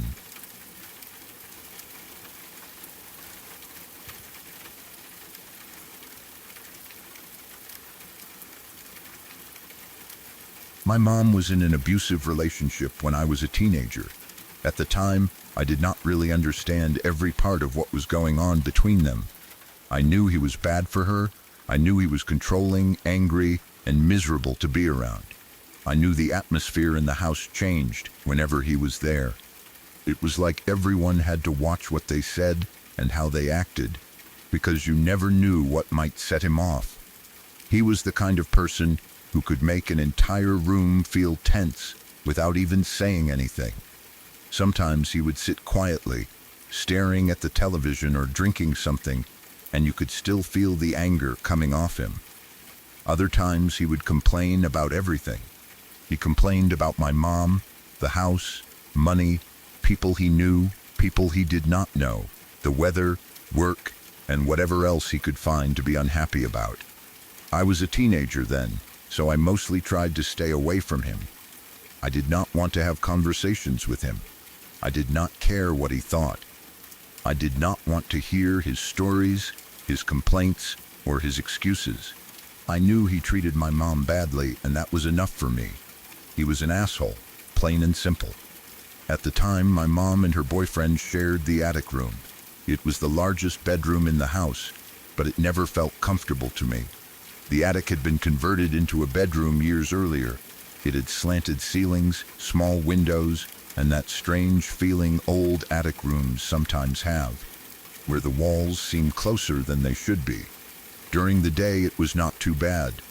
Sunlight came through the windows, and the room looked normal enough. But at night, it felt different. The shadows near the slanted ceiling got darker, and the corners of the room seemed deeper than they should have been. You could hear the house settling more clearly from up there. The old wood would creak. Pipes would make strange noises. Wind would push against the outside walls and make the windows shake slightly. I never liked being up there for long. Maybe it was because I knew my mom and her boyfriend slept there. Maybe it was because I associated the room with their arguments. There were nights when I could hear voices coming down through the ceiling or the hallway. Sometimes it was quiet arguing. Sometimes it was loud enough that I could understand words, though I tried not to listen. Either way, the attic room always felt like a place that held too much tension. Every once in a while, my mom's boyfriend would say something strange about the room. At first, I thought he was just trying to get attention. He would claim that a woman appeared over the bed at night. He said she stood above him while he slept, watching him. Sometimes he said she would try to lure him out of the room. Other times he said he would wake up feeling like someone had called his name or pulled at him, trying to make him leave the attic. He never described it in a calm or sensible way. He would talk about it with this strange mixture of fear and anger, like he wanted someone to believe him, but also wanted to act tough about it. He would say things like, "There's something up there," or "That woman keeps trying to get me out of that room." I never knew exactly what he meant. Did he mean he was dreaming? Did he mean he was sleepwalking? Did he mean he was seeing things because he drank too much, did not sleep properly, or had something else wrong with him? I did not care enough to ask. Honestly, I did not give a shit about anything he had to say. He was abusive to my mom. He made life harder for everyone around him. If he claimed some woman was standing over his bed at night, I assumed it was either a dream, guilt, alcohol, or just another way for him to make everything about himself. Part of me even thought it was fitting. Maybe he was having nightmares because of the way he treated my mom. Maybe his own mind was punishing him. But I never took it seriously. I never sat there wondering if the attic was haunted. I never went up there to investigate. I never thought about the woman he described once he left the room. To me, it was just one more strange thing said by a man I wanted out of our lives. Eventually, he was gone. The relationship ended, and after a while, the house began to feel different. It did not become perfect overnight. Things like that leave damage behind. There was still stress, still memories, still the uncomfortable feeling of knowing what my mom had gone through. But he was no longer there, and that alone changed everything. The arguments stopped. The tension in the house slowly faded. People could speak normally again. Doors could close without everyone wondering if someone was angry behind them. My mom seemed lighter over time, even though healing was not simple. It took a while before things felt normal, but at least he was gone and nobody wanted him back. A few years later, I ended up taking over the attic room as my bedroom. By then, I was older. The room had been cleaned out, rearranged, and made to feel like mine. I put my own things in there. My clothes, my furniture, my music, my posters, whatever I had at the time. Once I started sleeping up there, I got used to the slanted ceiling and the sounds of the house. At first, I thought about what my mom's ex had said. Not because I believed him, but because it was hard not to remember when I was lying in the exact same room. I would look at the ceiling sometimes and think about how ridiculous he had sounded. I would wonder where exactly he claimed the woman appeared. Near the bed? Near the door? By the window? But after a while, I stopped thinking about it. Nothing happened. The room was quiet. It was just a bedroom. The strange stories belonged to him, and he was gone. I slept up there for a long time without any problem. I had friends over. I watched movies. I listened to music late at night. I spent hours on my phone or computer. I did all the normal things a young person does in their bedroom. The attic became mine. And then, one night, something happened that made me remember every word he had ever said. My girlfriend at the time was staying over. She was my girlfriend then, though she is my ex now. We were both young, and it was a normal night. Nothing strange had happened earlier. We had probably watched something, talked for a while, and eventually gone to sleep. There was no creepy movie, no scary conversation, and no reason for me to have ghosts or anything like that on my mind. The room was dark. The house was quiet. At some point in the middle of the night, I woke up. I do not know what woke me. Maybe it was a sound. Maybe it was a feeling. Maybe I just came out of sleep naturally for no reason. At first, I was not fully awake. I had that heavy, confused feeling where you know you are in your room, but your mind is still partly inside a dream. I remember lying there, trying to understand why I had opened my eyes. Then I saw someone standing over the bed. It was a woman. She was close enough that I could see the outline of her body clearly against the dark room. She was not standing near the door or across the room. She was right there, beside the bed, leaning or standing over us. For one terrible second, I did not understand what I was seeing. My brain tried to tell me it was my girlfriend standing up. Maybe she had gotten out of bed. Maybe she was going to the bathroom. Maybe I was still dreaming. But then I realized my girlfriend was still beside me. I could feel her body in the bed. She was asleep. The woman standing over us was someone else. I froze. The woman looked angry. That is the strongest thing I remember about her. I cannot clearly describe every detail of her face now. I do not know what she was wearing. I do not know whether her hair was dark or light. I do not even know whether she looked young or old. But I remember the anger. Her face had a look that made my whole body react before I could think about it. It was not a calm expression. It was not a sad or empty expression. She looked furious, like she had caught someone doing something wrong, like she was there for a reason. And that reason involved us. For a moment, she did not move. She just stood there, looking down at the bed. At me. At my girlfriend. I remember my chest tightening so badly that I could barely breathe. I wanted to convince myself it was a dream. I wanted to tell myself I was seeing clothes hanging in a corner, or shadows from the window, or something my tired brain had turned into a person. But she looked too clear, too close, too real. I screamed. It was not a planned scream. It came out of me before I could stop it. A full terrified scream that broke the silence of the room and woke my girlfriend immediately. She sat up fast, confused and frightened. The moment she woke up, the woman disappeared. She did not walk away. She did not turn around. She did not move toward the door. She was simply gone. 1 second she was standing over the bed, staring down at us with that angry expression. The next second there was nothing there. The space beside the bed was empty. My girlfriend was asking me what was wrong. I could barely speak. My heart was pounding so hard I felt sick. I was staring at the place where the woman had been, trying to make sense of it. The room looked normal again. The slanted ceiling was there. The window was there. My furniture was there. Nothing had moved. There was no sound in the house. No footsteps, no door opening or closing, just silence. My girlfriend kept asking me what happened. I told her I thought I saw someone standing over the bed. At first, I think she assumed I had a nightmare. That would have been the normal explanation. I had woken up suddenly, screamed and looked terrified. Of course, she thought it was a dream. But I could not shake the feeling that I had been awake.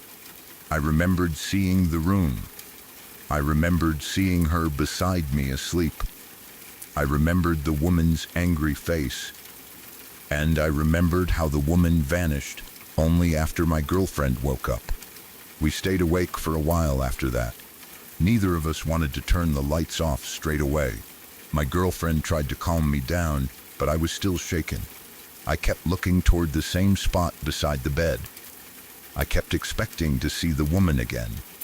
She never came back that night. Eventually, exhaustion took over and we fell asleep again. But I did not sleep deeply. Every little noise in the house woke me. Every creak made me open my eyes. Every shadow looked like it could become a figure standing over the bed. The next morning, I told my mom what happened. I did not really want to tell her. I was embarrassed. I knew how it sounded. I was older now, and I did not want to come downstairs saying I had seen a ghost. Part of me expected her to laugh or say I had been dreaming. Instead, she got quiet. Then she told me what she thought. She said maybe there had always been a spirit in that attic. Not an evil one. Exactly. Maybe a woman. Maybe someone who did not like seeing women mistreated. She brought up her ex-boyfriend's stories again. She said he used to claim a woman would appear over the bed and lure him out of the room. At the time, none of us had understood what he meant. But after hearing what I saw, my mom wondered if it had been the same woman. Her idea was that the spirit may have been protective. Maybe she did not like him because of the way he treated my mom. Maybe she tried to lure him away from the room because she wanted him gone. Maybe she was angry at him. Then my mom looked at me and said that perhaps the woman had appeared that night because my girlfriend was sleeping in the room with me. Maybe she was watching over her. Maybe she was making sure I was not hurting her. That thought hit me in a strange way.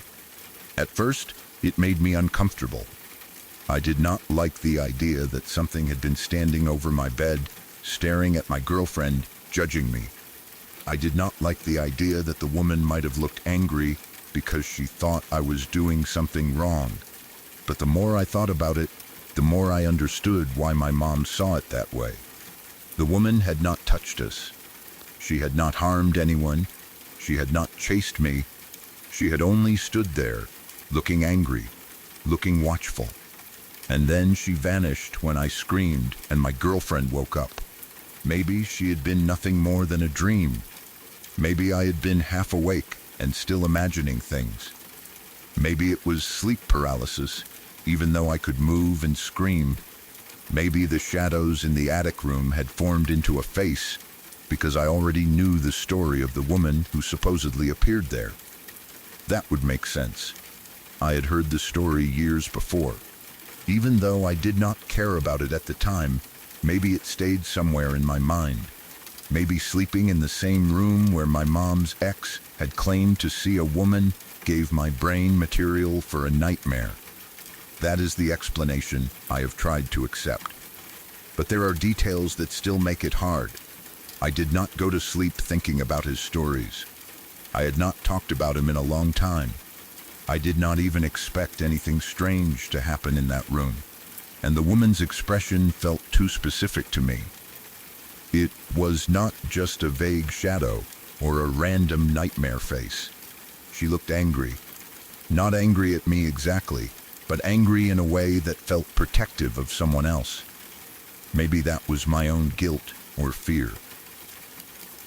Maybe I had grown up seeing what an abusive relationship did to my mom, and deep down I was afraid of ever becoming like him. Maybe seeing a woman staring down at my girlfriend was my mind forcing me to confront that fear. That is possible too. Sometimes the scariest things we see are built from things we already carry inside us. But even if that is true, it does not make the experience less frightening. I still remember waking up in the dark attic room. I still remember seeing a woman standing over the bed. I still remember her angry face. I still remember the scream that woke my girlfriend. And I still remember looking back at the spot where the woman had been and seeing nothing there. After that night, I never saw her again. I continued sleeping in the attic room for a while. Nothing else happened. No strange footsteps, no shadows, no voices, no one standing over the bed. The room stayed quiet, but I never felt completely alone in it again. Sometimes I would lie awake at night and think about the woman my mom's ex claimed to see. I would wonder whether he had been lying, dreaming, drunk, or trying to manipulate my mom. I would wonder whether he had seen something real and did not understand what it was. And I would wonder whether the woman who stood over my bed had been the same one. I do not know if there was really a spirit in that attic. I do not know if she was vengeful, protective, or something else entirely. I do not know if I was half asleep and still dreaming when I saw her. But I know it was one of the scariest things I have ever experienced. Because for one moment, in a room where a cruel man once claimed a woman would appear at night, I woke up and found someone standing over my bed. And she looked angry.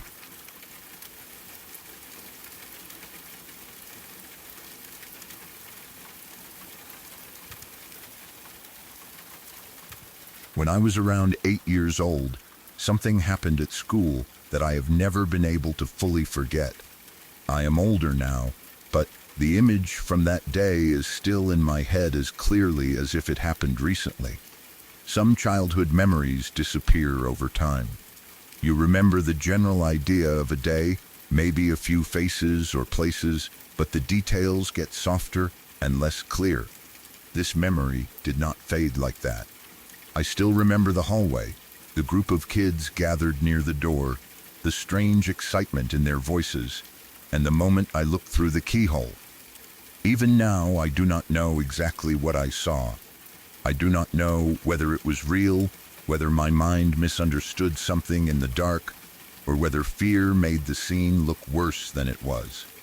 But I know how real it felt at the time. I know I was not alone near that door. Other kids had been looking too. And I know that when the teachers finally opened the room, there was nothing inside. That is what has stayed with me all these years. It was a normal school day at first. I do not remember what subject we had before it happened, or what time of day it was exactly. I only remember being somewhere in the school building when I noticed a group of my friends gathered close together near one of the storage rooms. They were standing near the door, whispering and looking nervous. There were several of them, crowded around as if they had found something important, but did not know what to do about it. At that age, curiosity is stronger than common sense. When you see your friends whispering about something and looking frightened, you want to know why. You do not stop and think that maybe you should stay away. You do not think about whether it could be dangerous. You just want to see what they are seeing.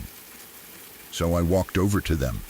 The room was one of those small storage spaces that every school seems to have. It was not a classroom. It was just a door in the hallway, probably meant for cleaning supplies, old furniture, sports equipment, or things the teachers did not need every day. I had seen the door before, but I had never paid much attention to it. It was always closed, and there was nothing special about it from the outside. But that day, everyone was gathered around it. Some of my friends were standing back from the door. Others were trying to get close to the keyhole. Their faces looked pale and confused. Nobody was laughing. Nobody was acting like it was a joke. That was one of the first things that made me feel uneasy. Kids usually laugh when they are playing a prank or trying to scare each other. But they were whispering seriously, looking at the door and then looking away. I asked them what was happening. At first, they did not explain it clearly. They just said something weird was inside. One of them said that something was standing upside down. That made no sense to me. I remember asking what they meant. How could something be standing upside down? Did they mean someone was hanging? Did they mean something had fallen over? I could not understand it, and the more confused I became, the more curious I felt. They told me to look. I walked closer to the door. At that point, I remember feeling excited and scared at the same time. I wanted to know what was inside, but I also did not want to see anything frightening. Still, I could not stop myself. I reached for the handle and tried to open the door. It would not open. I tried again. The handle moved, but the door stayed shut. It was locked. I remember pulling at it more than once, trying to see if maybe it was only stuck. I pushed it. I pulled it. I tried turning the handle again. Nothing happened. The door would not open. That made the whole situation worse. If the room had opened easily, maybe someone could have walked inside and checked. Maybe we would have found a simple explanation. Maybe there would have been a pile of boxes or some equipment that looked strange in the dark. But because the door was locked, the only way to see inside was through the keyhole. The other kids had already looked through it. Some of them backed away after telling me what they thought they saw. Some still stood nearby, watching me. I remember feeling pressure from all of them being there. It felt like I had to look now. I had already tried the door. I had already asked questions. There was no way I could simply walk away without knowing. I bent down toward the keyhole. At first, I could not see much. The room was dark. There was only a thin line of light coming through the small opening, and my eye had to adjust. I remember pressing close to the door and trying to focus. The inside of the storage room looked shadowy and unclear. I could see shapes, but I could not immediately understand what I was looking at. Then the shapes became clearer. I saw 3 bodies. They looked like they were wrapped in white cloth. They were hanging upside down. For a moment, my brain stopped working. I could not make sense of it. I remember staring through the keyhole and trying to understand what those shapes were. They did not look like normal objects. They looked like human bodies, wrapped from head to toe in white material. I could not see faces clearly. I could not see hands. I could not see any normal details that would make them feel real and human. But they were hanging upside down. That was the part that made everything feel impossible. I do not know how to explain the angle of it. Maybe they were suspended from something above. Maybe the room was too dark and my eyes were confusing objects with bodies. Maybe there were bags or covers or fabric hanging from shelves. But in that moment, I did not see bags or cloth or school equipment. I saw 3 bodies. They were white against the darkness. They looked still. They looked wrong. I remember feeling cold all over. The hallway behind me seemed far away, even though my friends were standing right there. Their voices became quiet and distant. I could hear them moving or whispering, but I could not take my eye away from the keyhole. I kept staring. My mind was trying to find an explanation. I was only 8 years old, so I did not have many explanations to choose from. Part of me thought maybe it was a Halloween decoration, but it was not Halloween, at least not that I remember.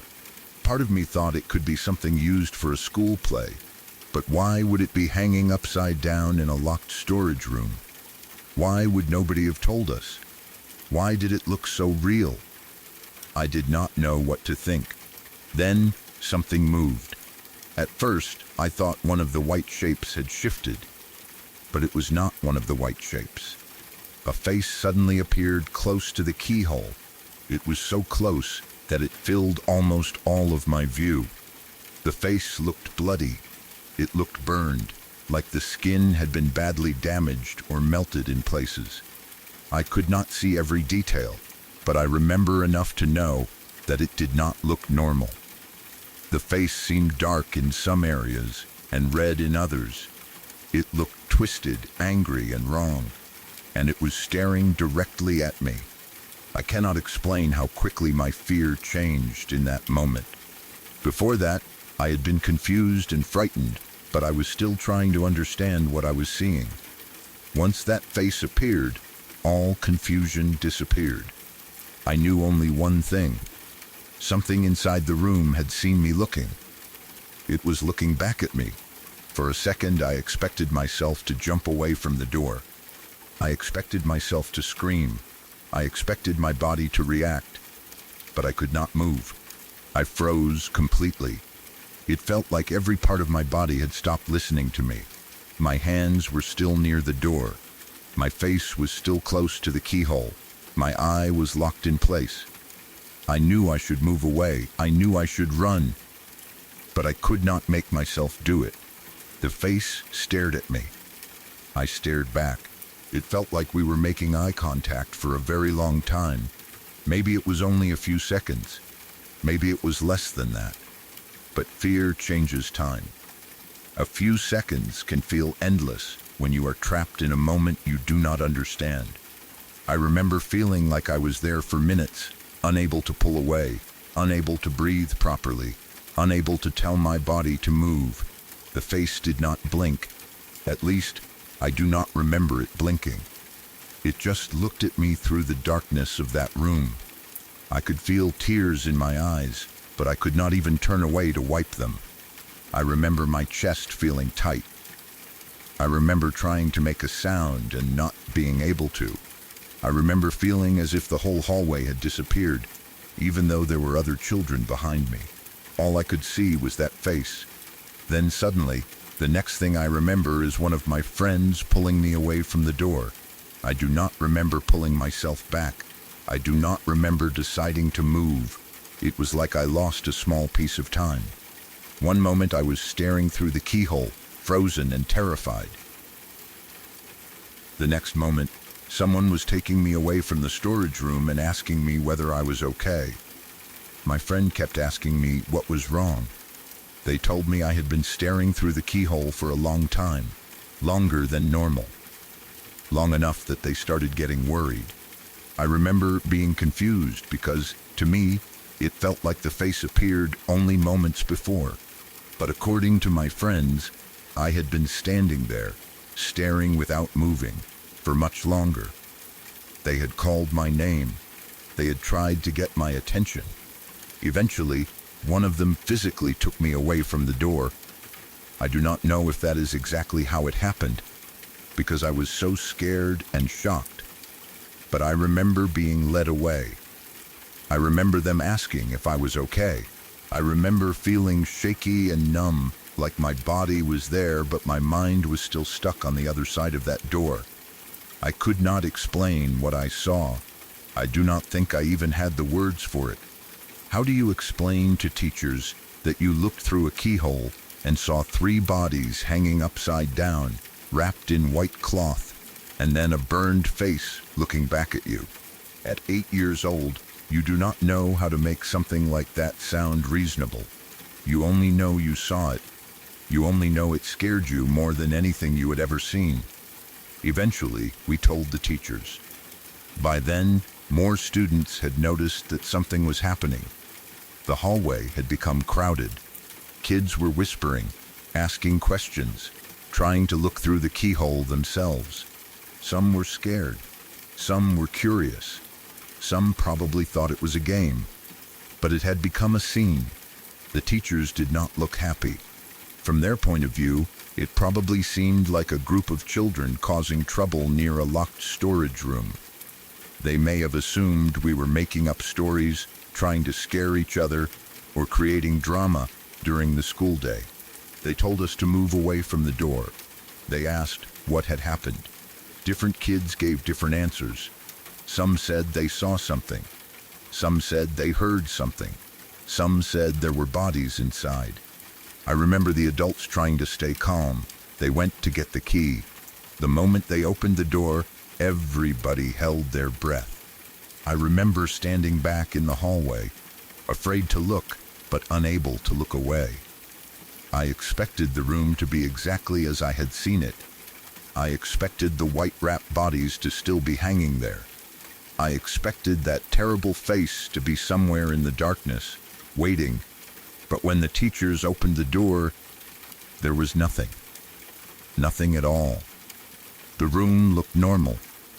There were no bodies, no white cloth, no hanging shapes, no blood, no burned face, no person hiding inside, just an ordinary storage room. Whatever was inside looked like the same kind of school supplies, boxes, furniture, or unused items you would expect in a place like that. Nothing strange, nothing frightening, nothing that explained what I had seen. The teachers looked around carefully. They checked corners. They checked behind things. They turned on lights. They looked up, looked down, and searched the room. But there was nothing there. No sign that anyone had been inside. No sign that anything had been hanging upside down. No sign of anything unusual at all. That should have made me feel better. It did not. It made me feel worse. Because if the room had contained something strange, then at least there would have been an explanation. Maybe it would have been a decoration, a costume, a prank, or something that looked terrifying from the wrong angle. But there was nothing. The teachers saw nothing. The other students saw nothing after the door opened. And I still had that image in my mind. The 3 white shapes. The face. The way it looked directly at me. The feeling of being unable to move. The teachers were not very sympathetic after that. I understand it more now than I did then. A group of kids had gathered around a door, scared other students, attracted attention, and caused a disruption. The school had to deal with it. Teachers had to calm down the hallway and get everyone back to class. To them, it probably looked like we had frightened ourselves with imagination. We got in trouble. Not necessarily in a serious way, but enough that we were told off for causing a scene and making other students uncomfortable. We were told not to gather around closed rooms, not to spread scary stories, and not to disrupt school. I remember feeling embarrassed and upset. I was already scared, but now I felt like nobody believed me. The hardest part was that I did not know whether anyone else had seen the same thing. Some of my friends had looked through the keyhole before I did. They were the ones who told me there was something upside down inside. They were the reason I became curious in the first place. But after the teachers opened the room and found nothing, nobody wanted to talk about it much. Maybe they were scared too. Maybe they thought they would get in trouble again. Maybe they did not see what I saw. Maybe they only saw shadows or shapes and said something strange was inside because they were already nervous. I have wondered about that for years. I wish I had been brave enough to ask one of them directly. I wish I had asked, "Did you see the 3 bodies too?" I wish I had asked, "Did you see the face?" I wish I had asked whether they saw something looking back through the keyhole. But I did not. I was young, scared, and confused. After the teachers found nothing, it became easier to stay quiet. If I asked too many questions, maybe people would think I was making it up. Maybe they would laugh. Maybe they would say I imagined it. So I kept it to myself. But the image never left. Years passed, and I still remembered it. I remembered the locked door. I remembered the keyhole. I remembered how the hallway felt before I looked. I remembered the way the face appeared suddenly, close enough that it felt like it was right in front of me. Most of all, I remembered how helpless I felt. I was only 8 years old. I was trying to understand something that made no sense. I could not move. I could not look away. I could not call for help. Then suddenly I was pulled away, and the room was empty when adults opened it. That is the kind of thing that stays with you. I have tried to explain it logically. Maybe the darkness inside the room created shapes that looked like bodies. Maybe there were white bags, cloth, boxes, or cleaning supplies arranged in a strange way. Maybe the keyhole distorted the view. Maybe the face was a reflection, a shadow, or a trick of my eyes. Maybe I was already afraid because of what my friends said, and my mind created something terrifying from whatever I saw. All of those explanations are possible. But the face is what I cannot forget. The face did not feel like a shadow. It did not feel like an object. It felt like something noticed me. It felt like something looked back. And even though I know memory can change over time, even though I know childhood fear can make ordinary things seem terrible, I still remember that moment too clearly to dismiss it completely. The storage room was empty when the teachers opened it. The school day continued. Everyone went back to class. But I never looked at that door the same way again.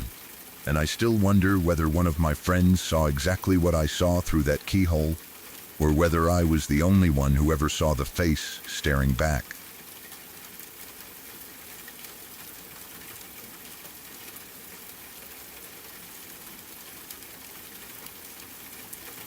The broadcast is ending, but some voices do not disappear when the radio goes quiet.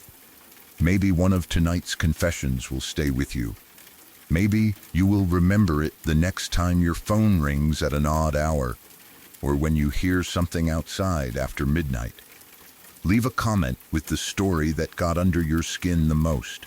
Subscribe to Dead Air Confessions for more stories from the people who called in after something went wrong.